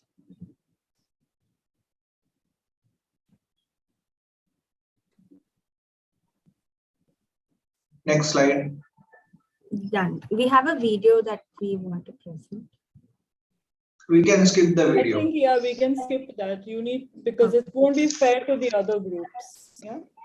Now, what I would comment is the intention was very nice. The site context was very nice, but you failed to work out the design. What you did was only showing some pictures in the plain lawn, that which is really surprising. You should have put up some nice design thinking on the site and could have really detailed out maybe not the whole project, but maybe a small pocket or maybe a small concern that could address landscape design as a what do you understand as landscape design? As I told you, the initial project concept or maybe context was very thick the lake is really a big threat now, and it needs to be conserved in a alarming rate. But the design intent has to be very strong. So I think you didn't reach up to that mark, and rest, I'm okay. Saubhagya?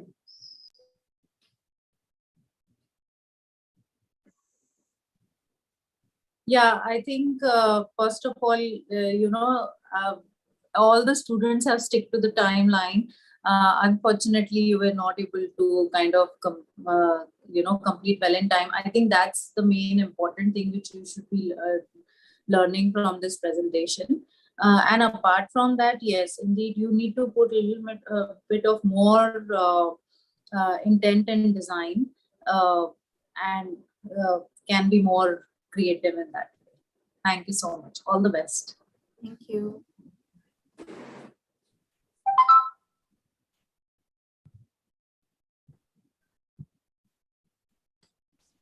So the analysis part and the site program is good, but you actually missed to connect that to the design. So the layers you thought about the soil reclamation, so many aspects you have studied and you have added in your sheets, but that is not actually reflected in your design. So that is the one missing part. I have to see in your design, but other things are okay. Good. All the best. Thank you. Thank you, 64 MSL.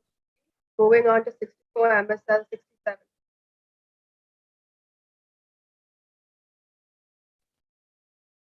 Shall we start? I couldn't quite hear you. Yes, go ahead. Okay. Good evening to all the jurors and fellow participants. So, for the sake of this landscape trophy, we chose the concept as a convivial urban space. Basically, convivial spaces are those spaces that put a lot of importance on incorporating people into their design. A brief history and a brief introduction to our site. The site is a lake. It's called the Tolankeri Lake, and it is located in the Hubli city. So Hubli city is a tier 2 city that is very good with its industries and the educational sector. It is growing every year, and the only thing that we feel that was missing was a nature-based design that invites people in. And also what we noticed was Hubli is growing a lot, and we have a lot of sports people involved. Hubli holds one of the Guinness World Record for the longest cycling track, and there are many more records as such. But we feel that fitness is something that the city was not able to give a lot of importance to when it comes to urban, all these urban and public spaces. So when we thought about a participatory design during the brainstorming session, we thought that we should be giving importance to three major sectors. But before that, I would just like to give some data. This lake is about 13 acres in its area, and the space that surrounds the lake is about 6 to 7 acres. And the location of the lake is such that it is located in a residential area. Basically, it's located on the edge of the Shirur Park Road that is marked over here. This road eventually connects to the NH4 road.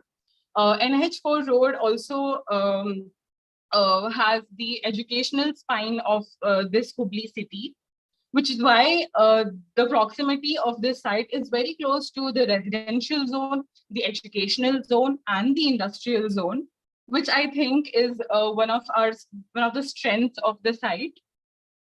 And the site has a lot of capability to invite all age groups.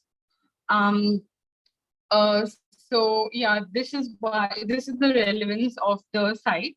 And these were some case studies that we did for our site. These are all the layers of the site, this being the lake area, the parkings that are currently available, the road, the paved pathway as of now, and the green area of now and everything. This is the study of the site that was previously there. So as I was saying, we gave importance to three main sectors, that is the social, economic, and health sector. And that's how we wanted to define our community space. So we had decided on a few spaces that we wanted to properly curate and design on the site in order to achieve a good convivial space. This is our previous zoning. We have worked more on our zoning. So I'll just slide through these sheets for now. These are our previous views. We have updated them for the sake of this presentation. So this is our current, this is our spatial arrangement. This being the vegetation, the green areas as such around the site. This is the spatial zoning wherein we show how much area we have given to the leisure zones, how much we have dedicated for sports and playing, how much area is given for the commercial sector. And this is the paved pathway of the site. Introduction to the site.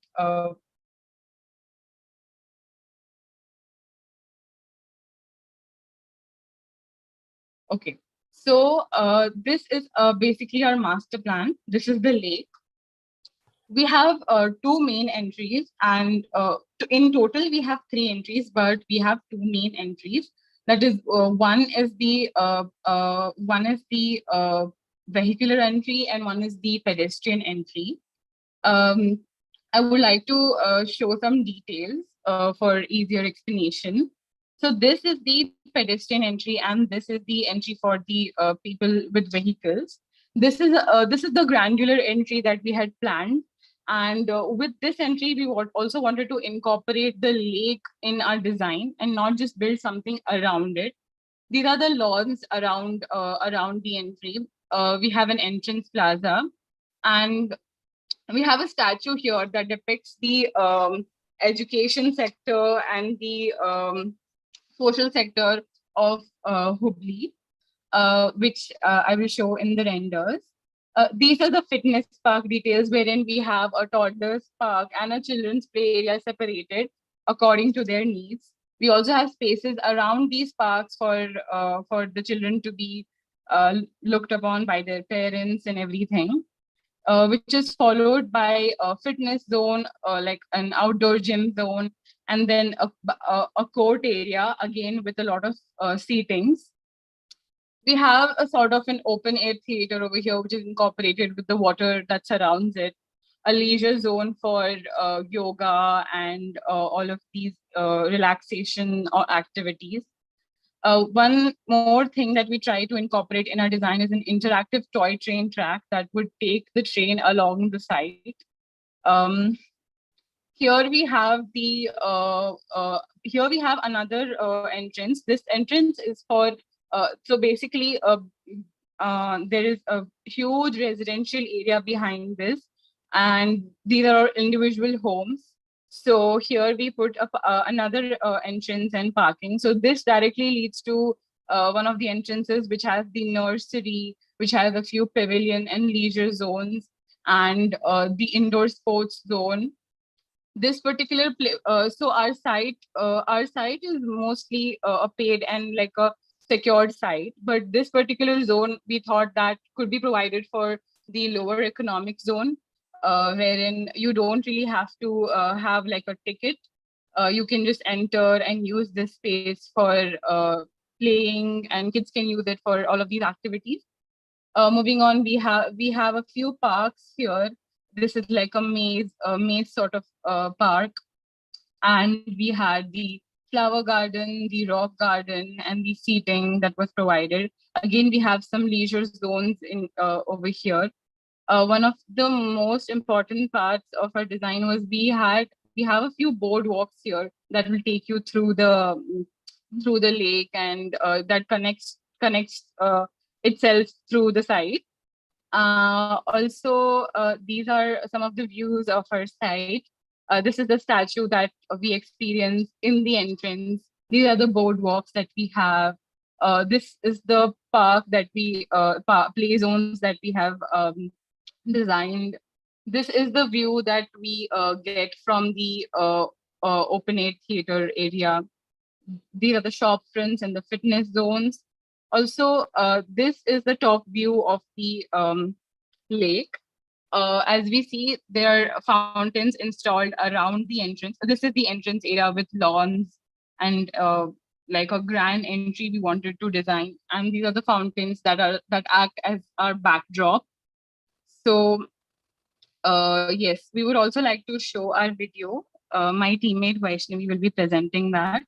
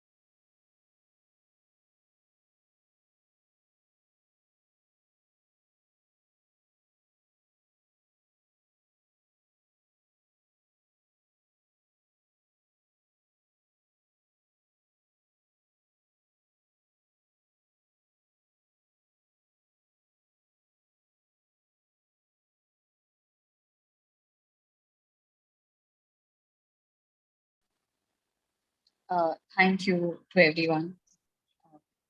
Thank you. Yeah, I hit first.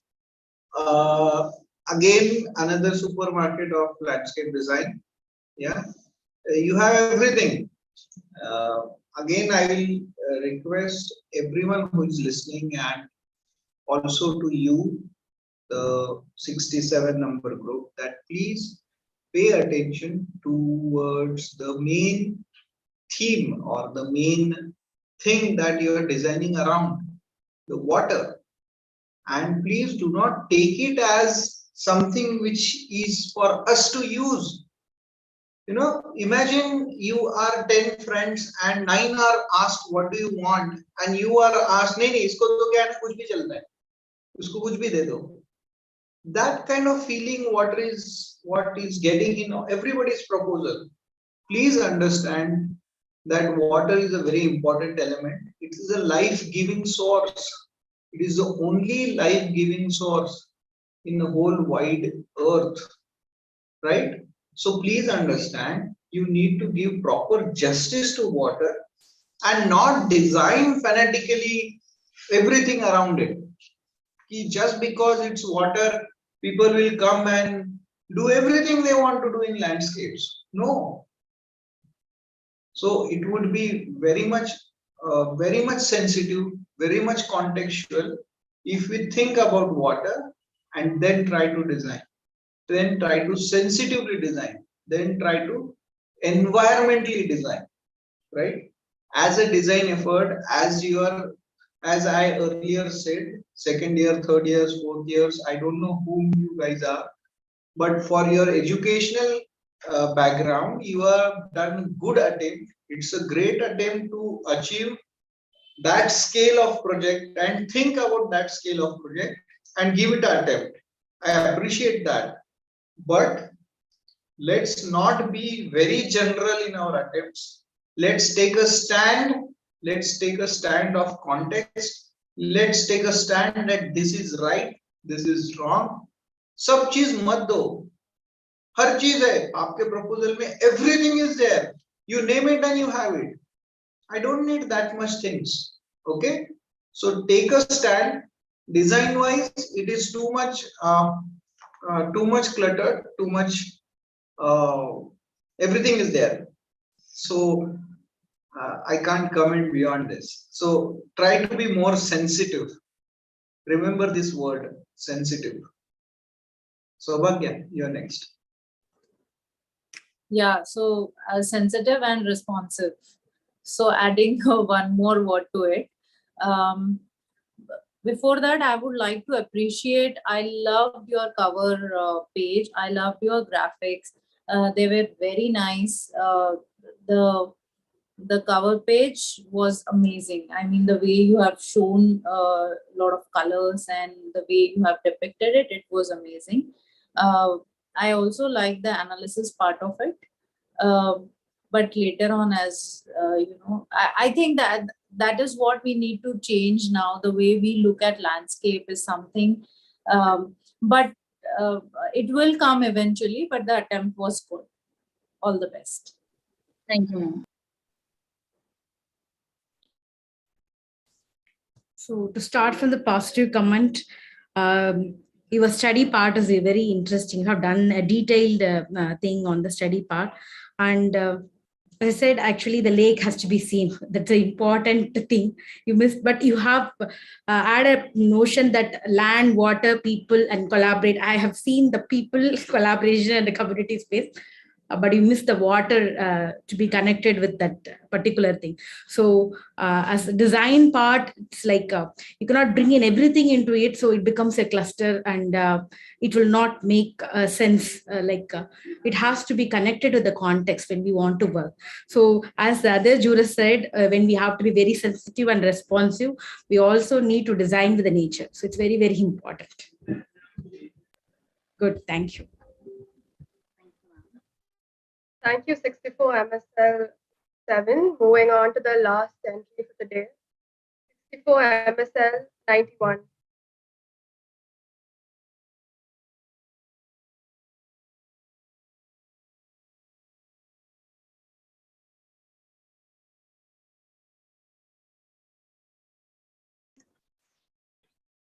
Good evening, everyone.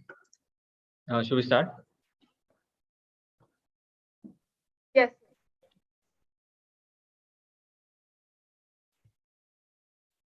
People define a place, so why aren't places built around them? To reinvent and reimagine public spaces collectively, as the heart of the community it pertains to, is where the idea of participatory design comes in. Every neighborhood has breadths of openness, often representing the culture and the community. These spaces can be looked as a blank canvas on which the aspirations and the needs of the stakeholders and community could come alive in a way that creates a sense of ownership and inclusion. Therefore, when designing for inclusion, a grassroots level intervention would not just make the space accessible, but also impactful, thereby putting the course of placemaking in action.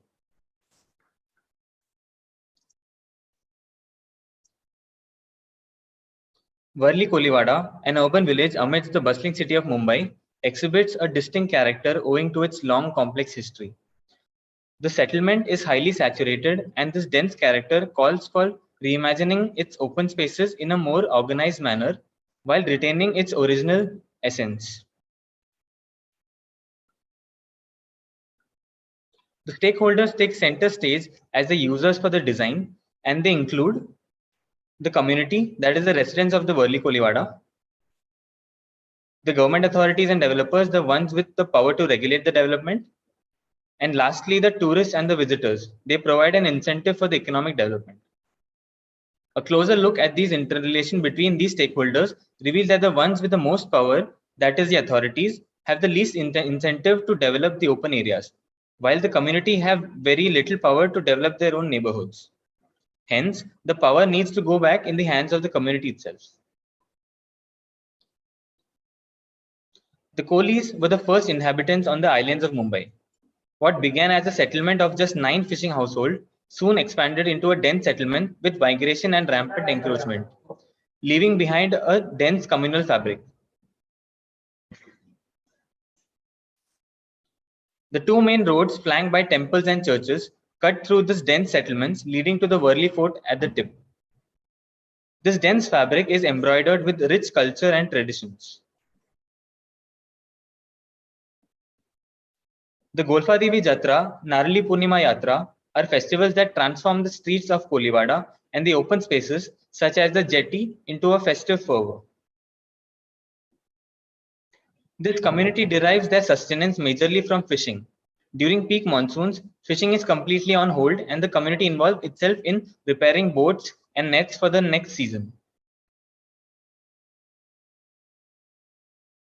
These very edges of the sea that provide sustenance to the community are now dumping grounds for waste. But with proper systems, most of this waste can be repurposed and these edges can be cleaned. The character of the streets is best explored by following the handcart full of LPG cylinder that is parked on the market road, the only road wide enough for the vehicular access. Beyond this point, the person has to journey on foot through the narrow winding lanes that go up and down the undulating levels within every few steps. These gullies also act as a backyard to people's homes where children play and women chat away their evenings. In this dense settlement, a few pockets act as breathing spaces and play an important part in the communal fabric. One such pocket identified for the intervention is an open ground accessed via a ramp from the main road. The site is near a kabaddi ground and a Krida Mandal.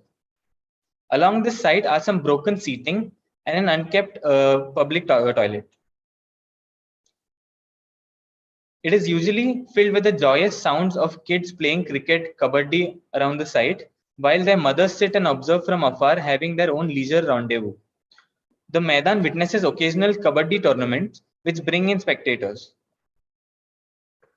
The site changes face during the Golfadevi Jatra when Mela takes over the area, making it a hotspot of numerous activities during this time.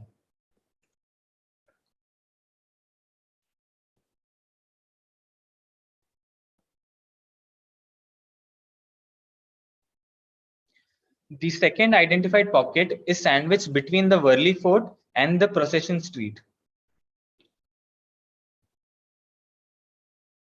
The fort also houses a gym and a temple inside as seen in this section.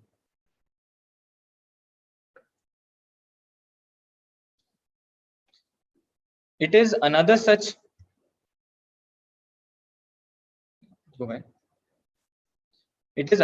hub filled with activities ranging from cycling and exercising and even fish drying activities. These sites cater to an inclusive audience and have an unprecedented impact potential.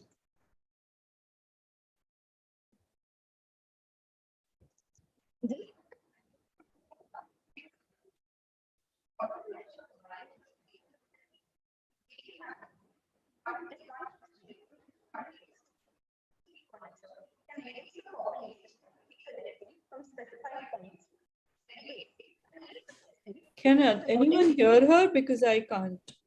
Can't hear you. Okay, we will start this slide over. Hello, am I audible now?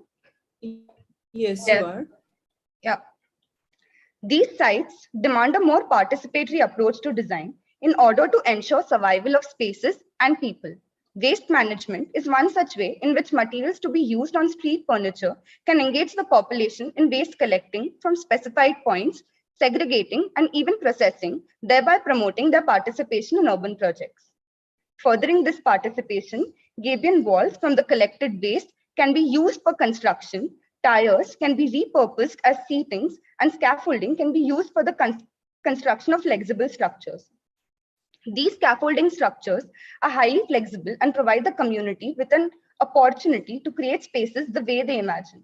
Materials such as fishing nets, waste plastics, PVC sheets, etc. can be used. This would also give the community a chance to experiment employment beyond fishing by giving them space where they can create crafts out of waste materials and even sell them during festivals. In the first pocket, the open ground is retained for sports and festivals. A segregated parking is assigned to allow free-flowing pedestrian movement in this area. Seating spaces made by the community from reused tires and compressed plastic blocks are placed along the periphery, viewing towards the ground. Scaffolding creates a space that can be molded according to use. It not only inspires other people from the community and creates awareness about reusing waste, but also becomes an opportunity for the people to exhibit their work. The semi-open areas act as an extension to the Krida Mandal as well as act as a spectator stand for the ground. The second pocket features the Gymkhana, originally encroached inside the fort. It is redesigned as an outdoor space. The procession street acts as a cultural identity and has been retained while the ground is freed for percolation of rainwater along the boardwalk. The amphitheater is designed along the contours with seating made from using waste materials and can be used for hosting various functions. The area features a rich heritage ranging from temples and viewing decks to historical forts, all of which are awaiting to be explored. An intervention in the form of poles will act as space markers in certain pockets of the settlement. It will signify the presence of an open space. This element can be colonized by the locals and used as a focal point during various festivals and celebrations. These poles will guide the tourists through the winding lanes of the neighborhood and take them on a journey of the true Kolivada. Ultimately, the design aims at inclusion and giving back the power to design and develop the neighborhoods in the hands of those to whom it matters the most, the people. The design acts as an egalitarian force, engaging the community in bettering the spaces that represent their identities and aspirations, thereby empowering each other. The community revitalizes its grassroots. Thank you.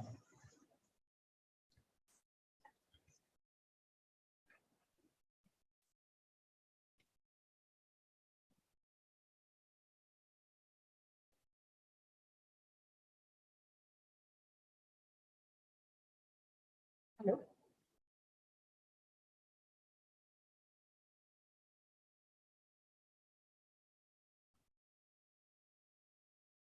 Hello.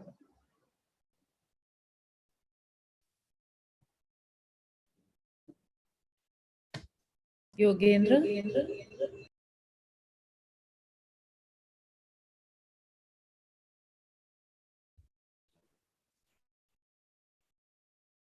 Amareshwari, would you like to go first? Yes. Oh, very good. Actually, on the whole entry, we received your entry as a video entry. Like it was very nice, interesting. And we are happy with the illustrations you made. And, the way you have narrated the story was very interesting. And you have connected all the aspects of the accessibility, connectivity, and the development of the neighborhood and the engagement of the community from the grassroots level, which was a very basic theme of this particular trophy. And lot of things were interconnected, and a few fabrics the greening and other aspects, if they are also connected well, actually it is a very good interesting project actually what you have done. Good work. Thank you.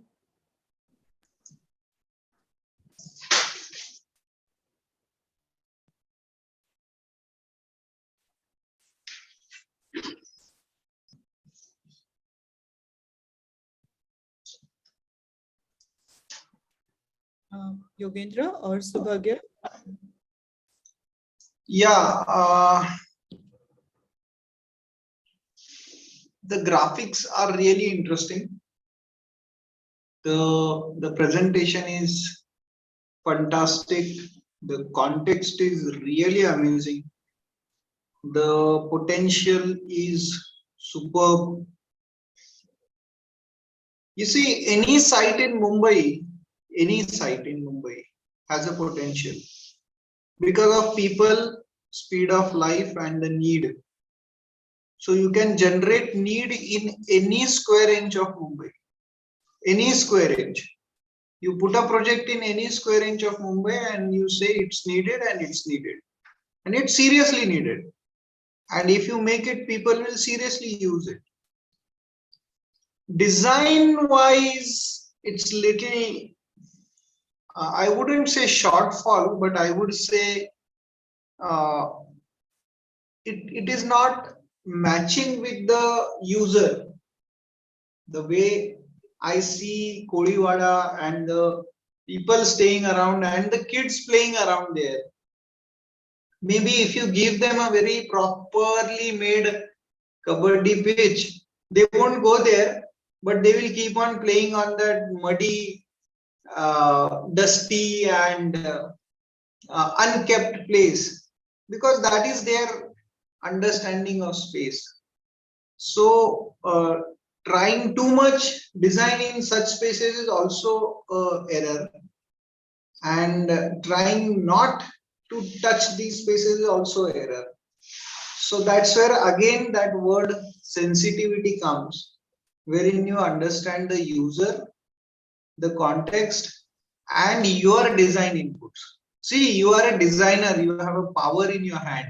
You can sketch, you can do anything you want. आप कल को बोलो कि ये कबड्डी खेलने के लिए कोळीवाड़ा के बच्चों को सोना का प्लेट लगा दो, and you can convince the front person that yes, they need a gold plate to play kabaddi. But how much sensitive we are, how much responsive we are, as Saubhagya told. So that way, I think it should have been more input giving proposal, but otherwise, fantastic attempt, very good attempt. Thank you, sir.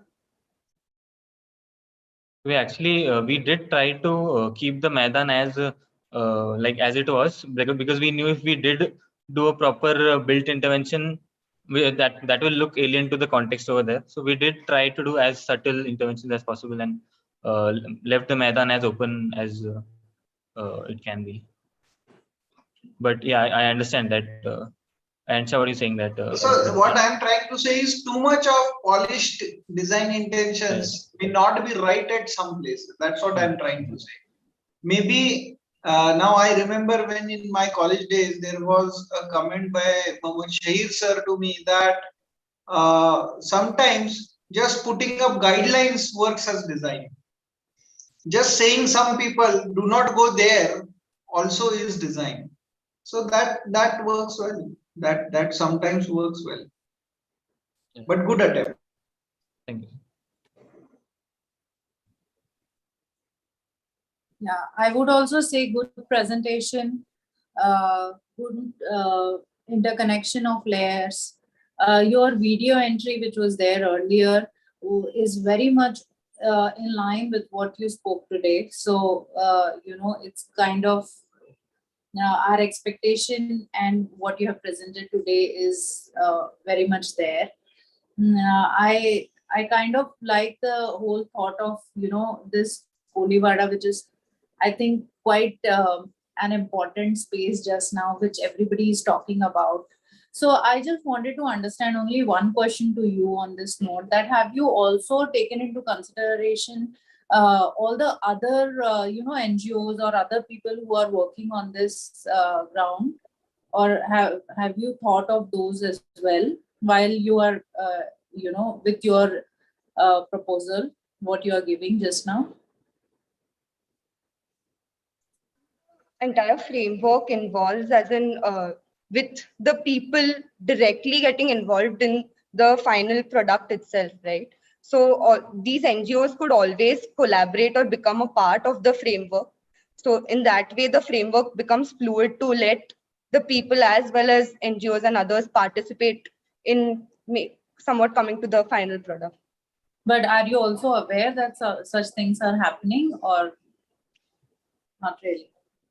Yeah, we didn't look too much into it, but yeah, the current problem of that the fishing community is it's going down, and they're looking for other employment opportunities because of this. So we know that there are some people working, trying to help these people. All right. Nice, good work, guys. All the best. Thank you. Thank you. Thank you, MSL.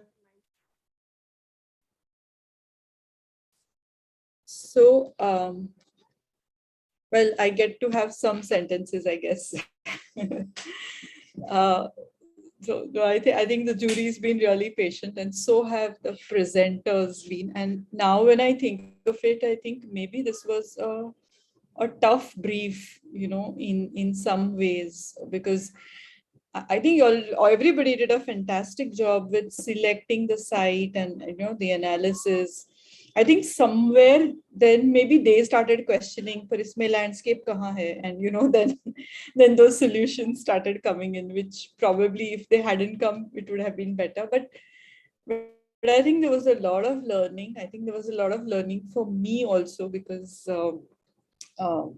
yeah, maybe this was probably a tough brief. Maybe I don't know whether you guys realized it or not, but it was tough. So many congratulations to all of you who attempted it. I know only 11 teams are here, but to everyone who attempted it, it was brave. It was easier to let go, but you all didn't. So that's wonderful. And in the times that you all worked with, that's a whole lot of information collected and, you know, data analyzed. And many thanks to my three wonderful jurors. I always feel when I invite the jury, they don't know what they're agreeing to, because you know, it's a lot of work, it's a lot of focused time. So thank you for doing this for ISOLA, for NASA. And thank you, America. Thank you, Tarun, for again patiently interacting with us. 6 months, 8 months, we always do this. There's one mail, then 2 months, there's no mail, and then there is a plethora of mails, then there's silence. So it's been wonderful. This trophy has always been wonderful. I really wish this jury had happened in person. I think it would have been even more fun. But yeah, so anything from your side, America, or maybe, you know, even as NASA Council can get back to us at ISOLA if you have any suggestions on the brief or on the students' responses to the trophy. If there's anything we can change, look at from a different perspective, let us know. I think the jury would like to just deliberate amongst themselves and conclude. So maybe if we can, one is stop the streaming, and two is we can ask the others to leave, and then maybe the jury may want to take 5 minutes and Yes, close ma'am, we'll their, do that. yeah. But thank you everyone. Thank you to all the students for participating.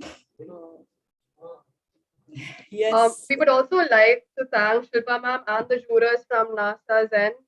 They've been very interactive and patient and understanding at many points. And thank you so much for being a part of